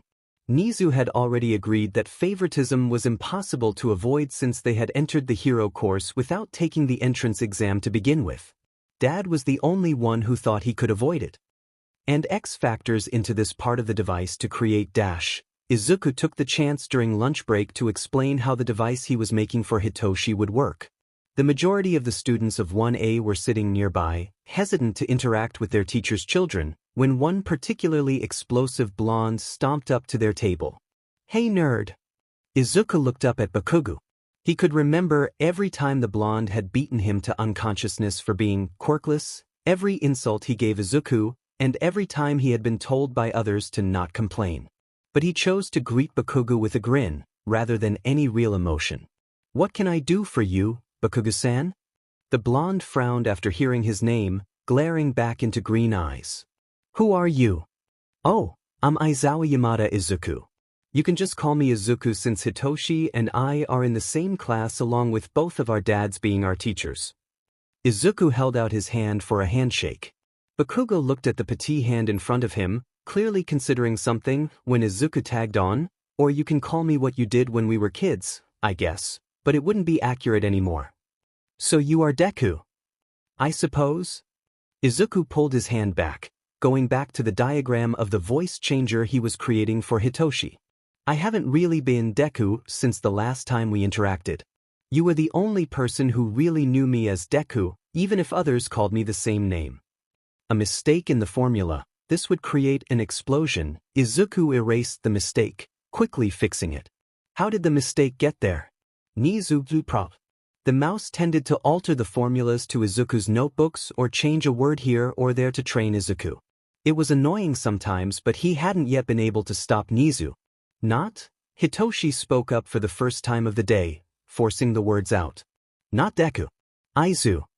Izuku could see that he had exhausted his social speaking for the day, smiling at his taller brother for defending him. Whatever, I bags. Bakugo scoffed, barely even glancing at Hitoshi. I only need to say one thing, I'm sorry. The blonde clearly struggled to say the last word, crossing his arms and glaring at a wall rather than looking at Izuku. Izuku blinked, surprised. What? Bakugo audibly ground his teeth. I'm sorry for how I treated you as a kid.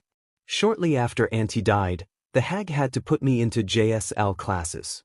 The lizard decided I needed anger management and therapy for some FNG reason, and the winged beach told me I was treating others wrong.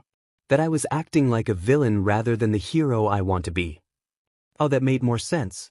So you're apologizing because your therapist told you to? Izuku crossed his arms on the table, leaning on them. Based on how Bakugo's attitude hadn't changed much from how he was when they were kids, Izuku didn't expect that the therapy was doing much. Then again, he hadn't seen the blonde use his quirk outside of when given permission. As if that beach could make me do anything. The red-eyed glare shifted again, still avoiding meeting Izuku's gaze. She didn't tell me to do shit, nerd. A hand came up to scratch violently at his head, before all the tense anger flooded out of the blonde's body and tired red eyes met curious green. I realized you didn't deserve to be treated that way, that I was a larger a-hole to you than I was to anyone else.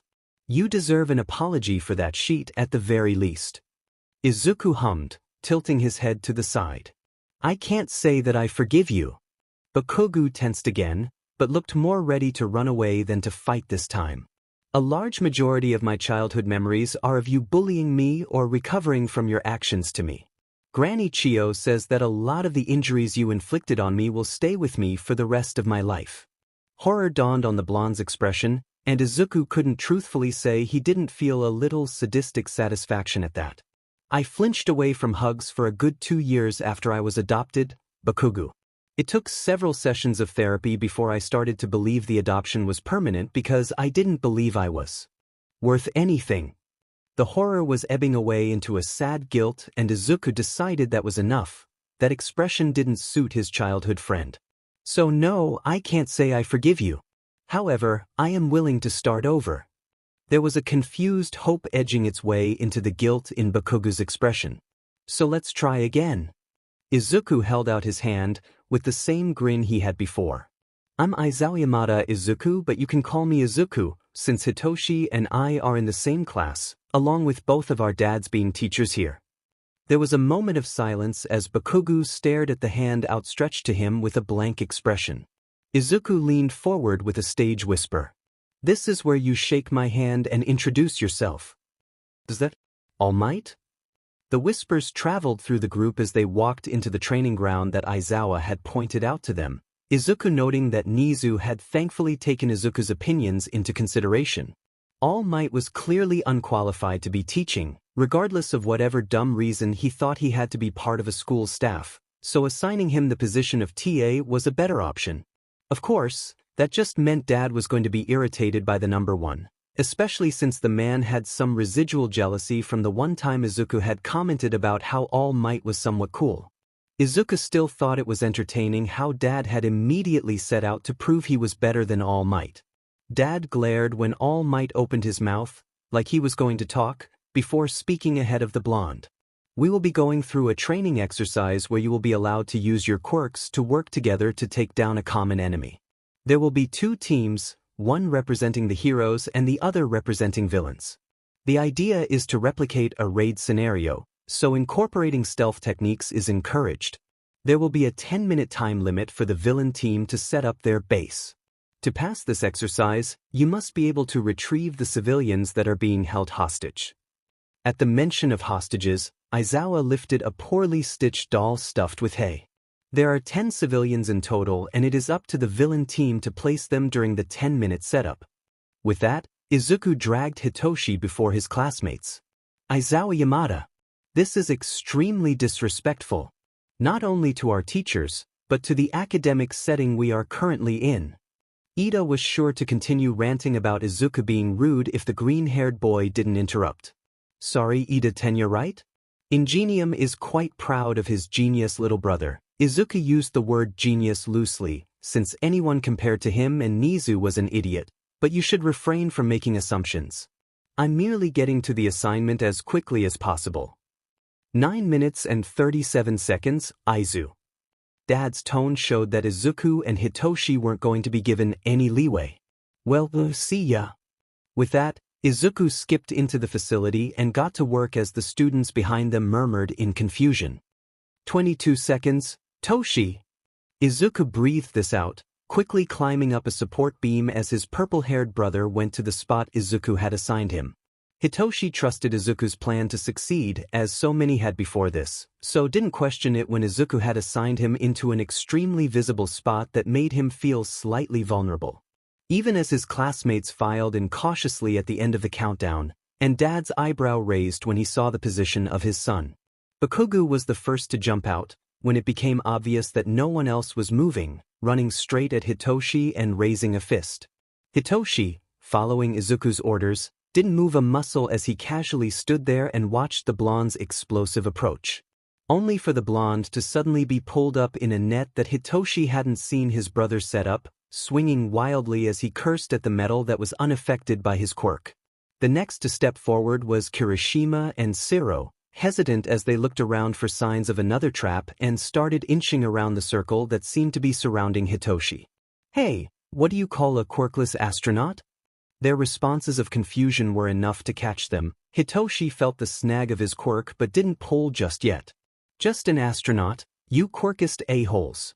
Hiding the fact that it was their responses that caught them by snapping at them as he pulled his control tight, he left them standing where they were. This made the rest of the class hesitate more. The Todoroki boy was the next to approach. Having simply observed as the first 2 attempts failed, Hitoshi watched curiously.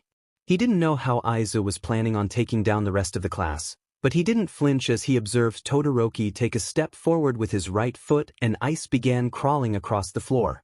Very calmly aware of the fact that Dad wouldn't allow any other students to hurt him or Aizu and the fact that Aizu would rather die before Hitoshi even got a paper cut, he couldn't stop his raised eyebrow as a physical circle appeared around him as the ice crawled around him. Izuku did something to the dirt, was the first thing that Hitoshi thought. But when he resisted the impulse to look up so that he wouldn't out his brother's hiding spot. So far, everything was going according to plan. The chemical he had put into the dirt where Toshi stood was stronger than he expected, but that was good since that meant Toshi was protected. It also worked perfectly to confuse Todoroki, who stopped short at seeing his quirk fail him. That's what you get for relying on it so much. Izuku wasn't cruel. He had specifically told Hitoshi to only defend himself, not attack, but if any student passed a certain point then Toshi was to try to trick them into responding. So if any of the students were able to walk past Hitoshi without making any noise in response, they would pass the exercise. But there were also specific ways Izuku had planned to trap anyone that overly relied on their quirk. Katsuki, Izuku could guess would try flying across using his quirk. The blonde was physically strong but didn't know how to fight outside of throwing a punch and kicking someone while they're down. The lack of physical training was obvious to Izuku as soon as he saw the blonde. Todoroki, Izuku saw him favoring his left side, as if it physically pained him to ever have that side at the front, always turning just so that his right side was ahead of his left. The analyst could then draw the conclusion that there was a trauma, PTSD or otherwise, that would keep the dual wielder from using his fire. He did have a bucket of water up here with him, but he doubted he'd need to use it. The boy fell into a pitfall trap after the failure to use his quirk, making Izuku stifle his giggles. That was the only thing he didn't account for, expecting the stoic teen to miss that entirely, so it was super entertaining. Jairu, the sand dampened any sort of sound she would try to put through the ground, and both Hitoshi and Izuku were accustomed to sound-based quirks. Their costumes had better sound dampening than their usual earbuds, just in case they ever had a point of time they'd ever need to work with Papa. Her quirk was effectively useless, unless one wanted to count her mutations. Then Hitoshi would just have to be wary of being stabbed in the eye. Kaminari, again the sand. If the boy got close enough to Shinso to use his quirk, then Shinso was on a different terrain than him PRD because of the ice-negating chemical Izuku had put in the dirt. Izuku could already confidently say that the boy wasn't going to intelligently strategize his way through this, even if it did slightly worry him that Kaminari would think of latching onto Hitoshi to stun him. Though that interesting pink on the blonde's face when he tried flirting his way around Hitoshi, who simply brainwashed him without noticing it was flirting, the poor innocent naive purple bean was something Izuku wanted to revisit on a later date. On and on it went, Izuku taking notes on his classmates' quirks and strategic thinking as each one failed. The only one that got close was Yaoyorozu, but that was only because she had attempted close combat with Hitoshi. Toshi was decent at hand-to-hand combat, but his largest flaw, besides his touch aversion with strangers, was that he panicked at the slightest misstep. So that was definitely the best way to try getting past Hitoshi when not fully certain of any other traps. If his quirk were actually activated by snapping, as he had apparently fooled the class into thinking.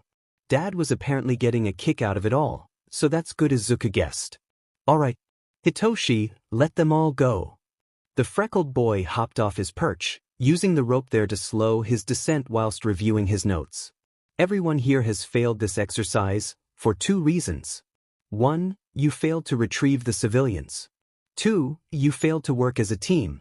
It's a raid scenario, not an infiltration. Dad, I mean, Aizawa-sensei may have said to use stealth, but in the situation I gave you, there was no stealth to be had unless you took advantage of the short distraction your teammates caused. Except none of you did. Not that you'd have gotten very far if you did, but it would have been a solid tactic. In fact, I'm a little disappointed that not even Hagakure tried to sneak past. Did you think Toshi was acting the part of a sphinx or something? I didn't see you doing anything. The purple-haired short one that Izuku was pretty sure Dad was going to expel by the end of the day complained. Izuku raised an eyebrow. And who do you think set this all up? In this scenario, Hitoshi was playing the part of the guard while I was the boss. If you managed to pass, Toshi, you would have fought me instead. But instead, every one of you plebeians fell for my traps and Toshi's quirk. If you like, we can change positions and you can attempt to keep the hostages safe from me, but I sincerely doubt your feeble intelligence would be able to if you weren't able to pass, Toshi. Izuku somehow managed to keep the grin off his face when his faked cocky tone managed to elicit the reaction he had been hoping for.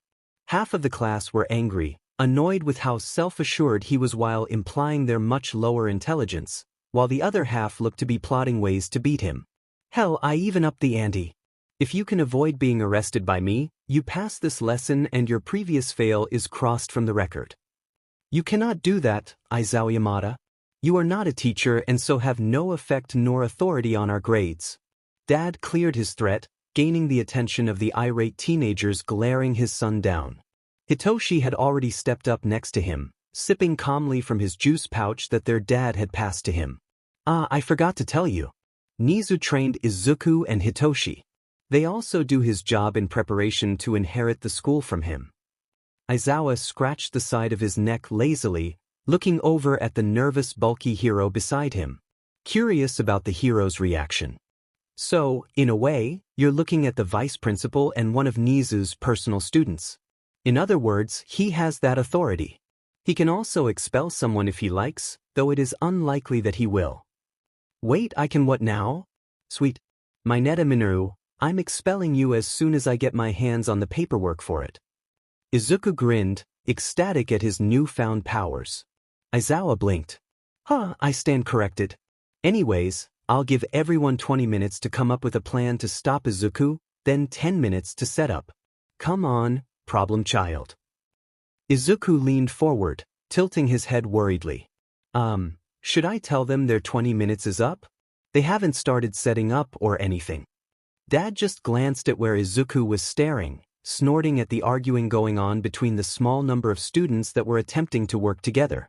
Let them fail. It'll make them realize the importance of teamwork and prioritizing. Izuku just hummed back, fidgeting with his fingers a bit. Needless to say, Izuku had the hostages out and to safety without any of the class noticing that the exercise had started. They only realized what was going on when Ojiro yelped in surprise as he was quickly incapacitated and captured from his place as a mediator. Bakugo was quickly taken down after, cursing his whole way down to the ground where his cheek was ground into the dirt by one steel-toed boot pushing on his head firmly, and the whole class just began dropping like flies. The last to be standing were Todoroki, Yaoyorozu, Uraraka, Ida, and Hagakure. Todoroki had pulled back some distance in an attempt to observe his opponent. Yaoyorozu had pulled Uraraka out of the group since the Gravity Girl was the only one in reach of the Creation Girl. Ida had utilized his engines to quickly avoid any of Izuku's attempts to grab him, and Hagakure had ditched her gloves and shoes at some point during the commotion. So far as Izuku could observe, from his spot crouching on the back of the blonde that had flirted with his Hitoshi, they were separated in 3 different directions. Assuming Hagakure was in line with one of the others, the girls were directly to Izuku's left, Ida to his right and back, and Todoroki to the front and prowling towards his right. He smiled behind his mask, content with the fact that they were wary towards him, especially since they didn't know what his quirk might be. Too bad for them, he knew their quirks quite well. Are we not going to stop this? All Might felt that he had ample reason to be worried that this tiny kid was taking down the other students that were sometimes even twice his height with ease that spoke of professional experience. Why would we do that? No one is in danger. Izuku doesn't even have that katana he asked for, and his knives are in here with Hitoshi. As if demonstrating, Hitoshi held up a belt with knives of varying sizes, from needle thin and sharp to the size of a cleaver and dull. All Might eyed the belt incredulously. Just watch the show. The grin on Aizawa's face was almost more unnerving than knowing one of the students had free access to knives in his hero costume. I'll be taking that, thanks. The cheerful voice was at odds with the sudden uppercut kick that disarmed Yaoyorozu, the hastily made bar leaving her hands and landing in the green-haired boy's hands, before it almost immediately nearly made contact with her head. Uraraka had pulled the taller girl stumbling back, in the same way that Yaoyorozu had pulled the brunette back from the group, before she attempted to grab the boy's arm to activate her quirk. Instead of being fazed by the sudden light feeling of his jacket, he ignored it and Uraraka tried pushing more force behind her quirk while still focusing on avoiding Izuku's hits. The most she did was cause more levitation to the body of the jacket before she let her guard down enough to get a solid hit to her side, losing all her focus on her quirk as she tried to regain the breath lost. Are you okay? Yaoyorozu looked worriedly at Uraraka, who coughed a bit more as she held up a shaky thumb. The hit didn't hurt so much as it was unexpected and perfectly placed to force an exhale when she was breathing in. You know, if you want to just yield, you can go to the side like everyone else. It was a bored drawl, nimble fingers twirling the staff he had stolen as he approached the duo again. You've done remarkably well already, but it's not like you've got a tank in your pocket or anything. After all, Yaoyorozu, you're running low on calories. You should consider adding a pouch of snacks to your hero costume. It would help in situations like these. Without warning, he was on them again. It wasn't long before he had Uraraka cuffed, sitting cross-legged while she looked queasy, and Yaoyorozu had found herself in a similar position as Bakugo by being pinned on her front and her arms cuffed behind her back where she couldn't reach bare skin too well. The only difference being that his boot was in between her shoulder blades rather than on her skull. 2 down, 3 left to go. Ida had clearly taken to the idea that, if Izuku couldn't catch him, he passed the test. He was keeping himself quite the distance away, warily observing Izuku from across the training hall. Todoroki looked to be hesitating, looking hard at Yaoyorozu's pinned form in confusion. Hagakure was still very MIA. I gotta say, I'm kinda surprised. Surprised and disappointed. Izuku spoke as he stood up, making sure his voice was loud enough to be heard by both boys. One child of a pro hero? Common. Two? Now that's a bit rare. But a total of 5 hero babies in one class? Amazing, really. Pro hero Sozo, civilian name Yaoyorozu Haruto. Pro hero family Ingenium, current Ingenium civilian name Ida Tensei. Pro hero Endeavor, civilian name Todoroki Enji. Then, of course, mine and Hitoshi's fathers. But I'm disappointed. None of you live up to the family name. It was a taunt aimed at Ida, since Izuku knew the other teen was very proud to be an Ida, so it was a little surprising when the air became a bit nippy. Well, at least I angered one of them. Izuku couldn't help snorting at the affronted yet bewildered look on Ida's face before focusing his attention on Todoroki, who was glaring at him.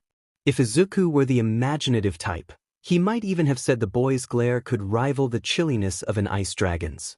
As it was, he could only really compare it to the glare Dad gave when someone made a quirkless comment towards Hitoshi, but Todoroki's lacked the murderous heat. What's up? Did I say something incorrect? Izuku grinned in the dual-haired boy's direction, noting how the ground around him was beginning to frost over. Oh, is it because I compared you to your father? Oh dear, that's certainly quite the problem. Endeavor, being the number 2 hero, will often be brought up around you. If you let your temper take over with such a common remark, I don't think you can be a hero. Barely finishing his review of the other teenager, he dashed forward. He couldn't help but wonder what material the support department had used to make his boots, as he used them to kick through Todoroki's ice easily, but there was always the possibility that Todoroki wasn't concentrating on the solidity of the ice as well. Regardless, it took little effort to break the ice between them and spin his way behind the other boy while he was blinded by the ice. Then, using the pole he had stolen from Yaoyorozu, he hit the pressure point on the back left of Todoroki's neck and knocked him out. Ida was the only one left. Izuku wasn't sure how to get in range of the boy. Hey Ida, any way I could get you to come over here and place the cuffs on yourself? Surely, you're joking, Aizawa-kun. The dry statement from the Megane made Izuku give a sharp laugh. The name isn't Aizawa-kun. You're not someone in their 50s talking to my dad. It's Aizawa Yamada-kun, if you insist on using my surname. Izuku tried seeing if inching forward would work, but Ida matched every movement Izuku made with his own whilst keeping himself away from being trapped in a corner. It would be highly improper and inappropriate for me to use the given name of someone I just met. Well, maybe I'd like being a tad bit inappropriate if it's with you. Izuku added a wink, more saying this because he wanted to keep a dialogue going to maybe get Ida to forget to keep moving. But, to his amazement, Ida tripped over his own feet, spluttering at the flirtatious comment as steam rose from his bright red face. Not one to waste an opportunity, Izuku sprinted to catch Ida's wrists, snapping the HNDCFFS on quickly. With that done, Izuku stepped over to the broken ice to check on the unconscious invisible girl he had accidentally kicked with the ice. She'd probably be fine? There was a quiet murmur in the room as the students nursed their bruises and egos, ice packs having been handed out among the kids by Recovery Girl since she didn't see any reason to use her quirk to heal them, but it quieted down as the one who had served them their bruises stood at the front of the class. There were a few nasty looks, but overall the others held some respect for the boy. Before the class ends, I have something to say. Quite a few students tensed up, anxious about what their teacher's son could possibly be about to say, and a couple broke into a nervous sweat. Was he going to grill them on what they should have or could have done to win the exercise? Was he going to threaten some of them with expulsion like he already had with Mineta, who had taken to hiding from Izuku, as they say, out of sight, out of mind, in the hopes that Izuku would forget about expelling him? Was he going to randomly choose someone to go one-on-one with? Was he going to blacklist them from ever being a hero? I'm really very sorry. Many brains short-circuited, trying to connect the cocky boy that had been calmly insulting them with the green-haired teen currently bowing low in front of them, and none recovered before Izuku continued. I know it's inexcusable behavior on my side, but I couldn't figure out how to encourage everyone to do their best to beat me without being mean. I fully understand if something I said may have been too upsetting or if you dislike me now.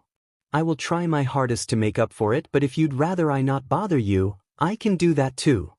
The self-assured boy had completely disappeared, leaving nothing more than a hazy memory in the wake of this anxious green-haired teen with his eyes flitting around the room and shaky hands pulling at fingers nervously. Wait, so you didn't mean anything you said in the fight? Well, no, I definitely was serious when I suggested that Yaoyorozu-san carry around calorie bars and that Todoroki-san needs to be able to keep calm when he's compared to Endeavor, but I could have said it nicer. Changing motions from pulling at his fingers to rubbing his hands together, Izuku kept his gaze firmly away from anyone else's. Like, Yaoyorozu-san, I don't know if you thought of this already, but since your quirk relies on converting calories into whatever you're making, you could get a fanny pack or thigh pouch and carry food in it for any situation where you may end up using your stockpile up, or something like that. You know. I dunno, man. Kaminari spoke up this time, scratching at the back of his head. Some of the stuff you said was kinda uncalled for. Izuku faltered at that, stopping his anxious movements. I understand that, and I'm sorry. Since I don't have a physical quirk, I have to rely on altering the emotive state of my opponents to be able to catch them off guard. So, it worked in two different ways, making you take me seriously and giving me an advantage. Speaking of, what is your quirk? Yaoyorozu, while bitter her weapon had been taken and used against her, had a kind tone to her voice. I can gather that, Hitoshi-kuin's quirk is some sort of thought manipulation, but I don't think I saw you use your quirk. Oh, you see, Izuku stalled answering the question, glancing around and scratching at his hands as a distraction. He never did have the best reactions whenever his quirk came into play. Even if he had a quirk now, it wasn't like he could really prove it. After all, it was difficult to prove that he could speed his thoughts up to the point that he could see a hummingbird's wings flap in super slow motion, or that he could enhance any of his five senses to an almost ridiculous degree after training to do so. He's quirkless. Everyone's attention was captured by the red-eyed blonde that had spoken up. Bakugo shrugged. You looked like you needed help saying it, and it's a bit pointless to keep it hidden from the class. Why do you think the troll doll kept making those dumb quirkless jokes and comments? The three that knew the truth glanced at each other, shrugging a bit. None of them were quite motivated enough to correct the misunderstanding. Izuku, because his quirk was somewhat difficult to explain in his opinion, Shoyuta and Hitoshi because it would take effort. Wait, Bugu, how would you know that? Kirishima pushed forward, looking at the blonde curiously. Just those jokes and comments aren't really enough, you know? It's kinda mean and totally unmanly to accuse someone of such a thing.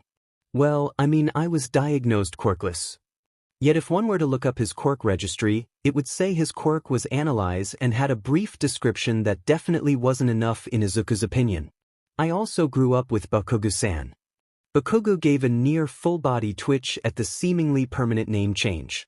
The students seemed to contemplate the response before an annoyed nasally voice spoke up, seemingly unconcerned over the fact he had been hiding until then. What? A quirkless loser thinks he has the power to expel someone. My quirk may be lame, but at least I have one. Mineta Minoru did not manage to avoid being expelled before the end of the day, Aizawa finishing the paperwork in record time despite his distaste for it and plopping it into the same stack as Izuku's. All Might. Come in, would you like a cup of tea? No, thank you Nizu. I just came by to ask a question or two. Oh, what about? The quirkless boy? Don't you think it's dangerous for him to be in the hero course? I mean, I've seen that he can defend himself against untrained students but dash. You're talking about the kid? Izuku-kun, yes? I believe so. Aizawa-kun's shorter child, though I do wonder how either boy is related to either Aizawa-kun or Yamada-kun. Yagi, you have heard of adoption, correct? Regardless, the kid is perfectly capable with or without a quirk. It's been a delight personally teaching him. You personally taught the boy? Of course. He's the most intelligent test student that I've ever met. Aizawa-kun also trained both boys. I see. Izuku frowned, staring down the hallway. Dad? Did I do something to make All Might avoid me? Shoyuta looked in the same direction Izuku was, seeing nothing, before shrugging. Who knows what's going on in that idiot's head? Come on, Hitoshi is most likely already on the training ground with Nemuri. We don't want a repeat of the last time they were alone together. Oh come on, it wasn't that bad. Hitoshi managed to dye his hair pink. They weren't even messing with hair dye. Or anything pink. But you gotta admit it looked good on him. Izuku tapped his chin thoughtfully. I wonder what I would look like with pink hair? Let's not find out, please. Izuku grinned. Maybe I should ask Papa what he thinks. Shoyuta groaned. Is he still staring at me? The first real day of school was over, finding Izuku back in the now nearly empty cafeteria tinkering with an electronic he was trying to fix and his brother sitting across from him with a book in hand. There was also a particular blonde across the room. Hitoshi hummed his agreement, making Izuku slam the tool he was using onto the table and stand up, stomping his way over to the now panicked-looking blonde. Izuku smiled serenely, despite how irritated he now was. Bakugan, is there a reason that you're staring me down from halfway across a large room that, may I remind you, is free to leave? I what? I'm not staring at you. Izuku pinched the bridge of his nose. Did Bakugo Katsuki think he was an idiot? The answer was probably yes, since the blonde had insulted his intelligence many times when they were younger. When we were younger God, I sound like Papa when he talks about his high school days. Then what, pray tell, are you looking at? Because if it's Hitoshi, I will kindly request you to look elsewhere. He didn't want Bakugo trying to interact with his brother, for multiple reasons. First and foremost, the other teen had severe anger issues, regardless of the fact that Bakugo was apparently going to therapy for that, and his brother had a different healing process than Izuku had. Hitoshi still flinched if Papa's voice reached a certain level, something both parties felt bad about for different reasons, and on bad days it could send him into a panic or anxiety attack. Bakugo had already shown in class that he still had volume issues, luckily never near Hitoshi. I'm not looking at the freaking troll doll. That was another reason, the blonde never seemed to call others by their actual name. Mom wants me to, she wants you over for dinner. You know. Since you think I'm staring at you. Izuku frowned. Why in any deity's name would Bakugo Mitsuki want Izuku over for dinner? She didn't notice that Katsuki was unnecessarily violent towards Izuku. She hadn't visited when Inko had upped her work hours and scheduled it so Izuku and she never interacted. She hadn't done anything before he was put up for adoption nor while he was in that orphanage, and she hadn't even attempted to get in contact with him after the Aizawa Yamada couple had adopted him. So, from Izuku's point of view, there wasn't any reason to accept the invitation. Not to mention that Mitsuki's personality was boiled down to the two words, loud and violent. Two things Izuku didn't care for much anymore. Yes, he understood the irony of disliking loudness yet having present Mike as his papa. It just wasn't something he associated with Yamada Hisashi, since the man had toned that down for his too anxious charges early on and only ended up too loud when excited about something. Generally, though, his excitement was met with an equal enthusiasm from said anxious charges. I don't think I'm willing to do that. Izuku turned, expecting to be left to walk away, when Bakugo spoke up again. Mom has therapy to... She said something about it being a requirement from someone that showed up about a year after Auntie Inko passed, but wouldn't give me more details than that. She's doing a lot better than I am at it, if that's what you're worried about. That was curious. Both loud Bakugas in therapy? That seemed a bit strange from Izuku's point of view. Irregardless, I would rather not feel forced to play at domesticity with someone I haven't seen since you began bullying me before elementary. Bakugo grimaced at the reminder, shifting uncomfortably, before reluctantly nodding. Hitoshi watched with a nearly intense stare as Izuku walked back to him, presumably having watched the whole interaction with the bookmark holding his place, and the shorter brother sighed as he sat back down. A quick glance confirmed that the blonde had wasted little to no time in retreating. It's so hard. Shoyuta contemplated for a moment, looking at the pouting preteen across from him. A thought had been hovering in the back of his head, but he wasn't sure how to confirm it. Why won't my stupid fingers do what I tell them to? Aizu, Hitoshi appeared to be at a similar loss as Shoyuta, helplessly watching as Izuku scratched his head in frustration. It shouldn't be this hard. I know what it means, I know what I'm trying to say, so why does it feel impossible? Izuku, it's okay. Let's calm down, take a step back and slow dash. No.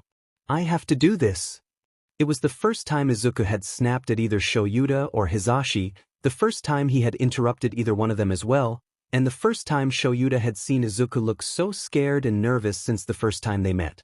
I'm sorry, I didn't mean to, please, I'm sorry dash. Shoyuta took a moment to decide his words, picking them as carefully as he kept his hands firmly on the table. He lowered his voice to something that sounded that little bit more soothing to himself, hoping it worked for the kid. Izuku, you're okay. You're just a little frustrated, so let's both just calm down and step back a bit.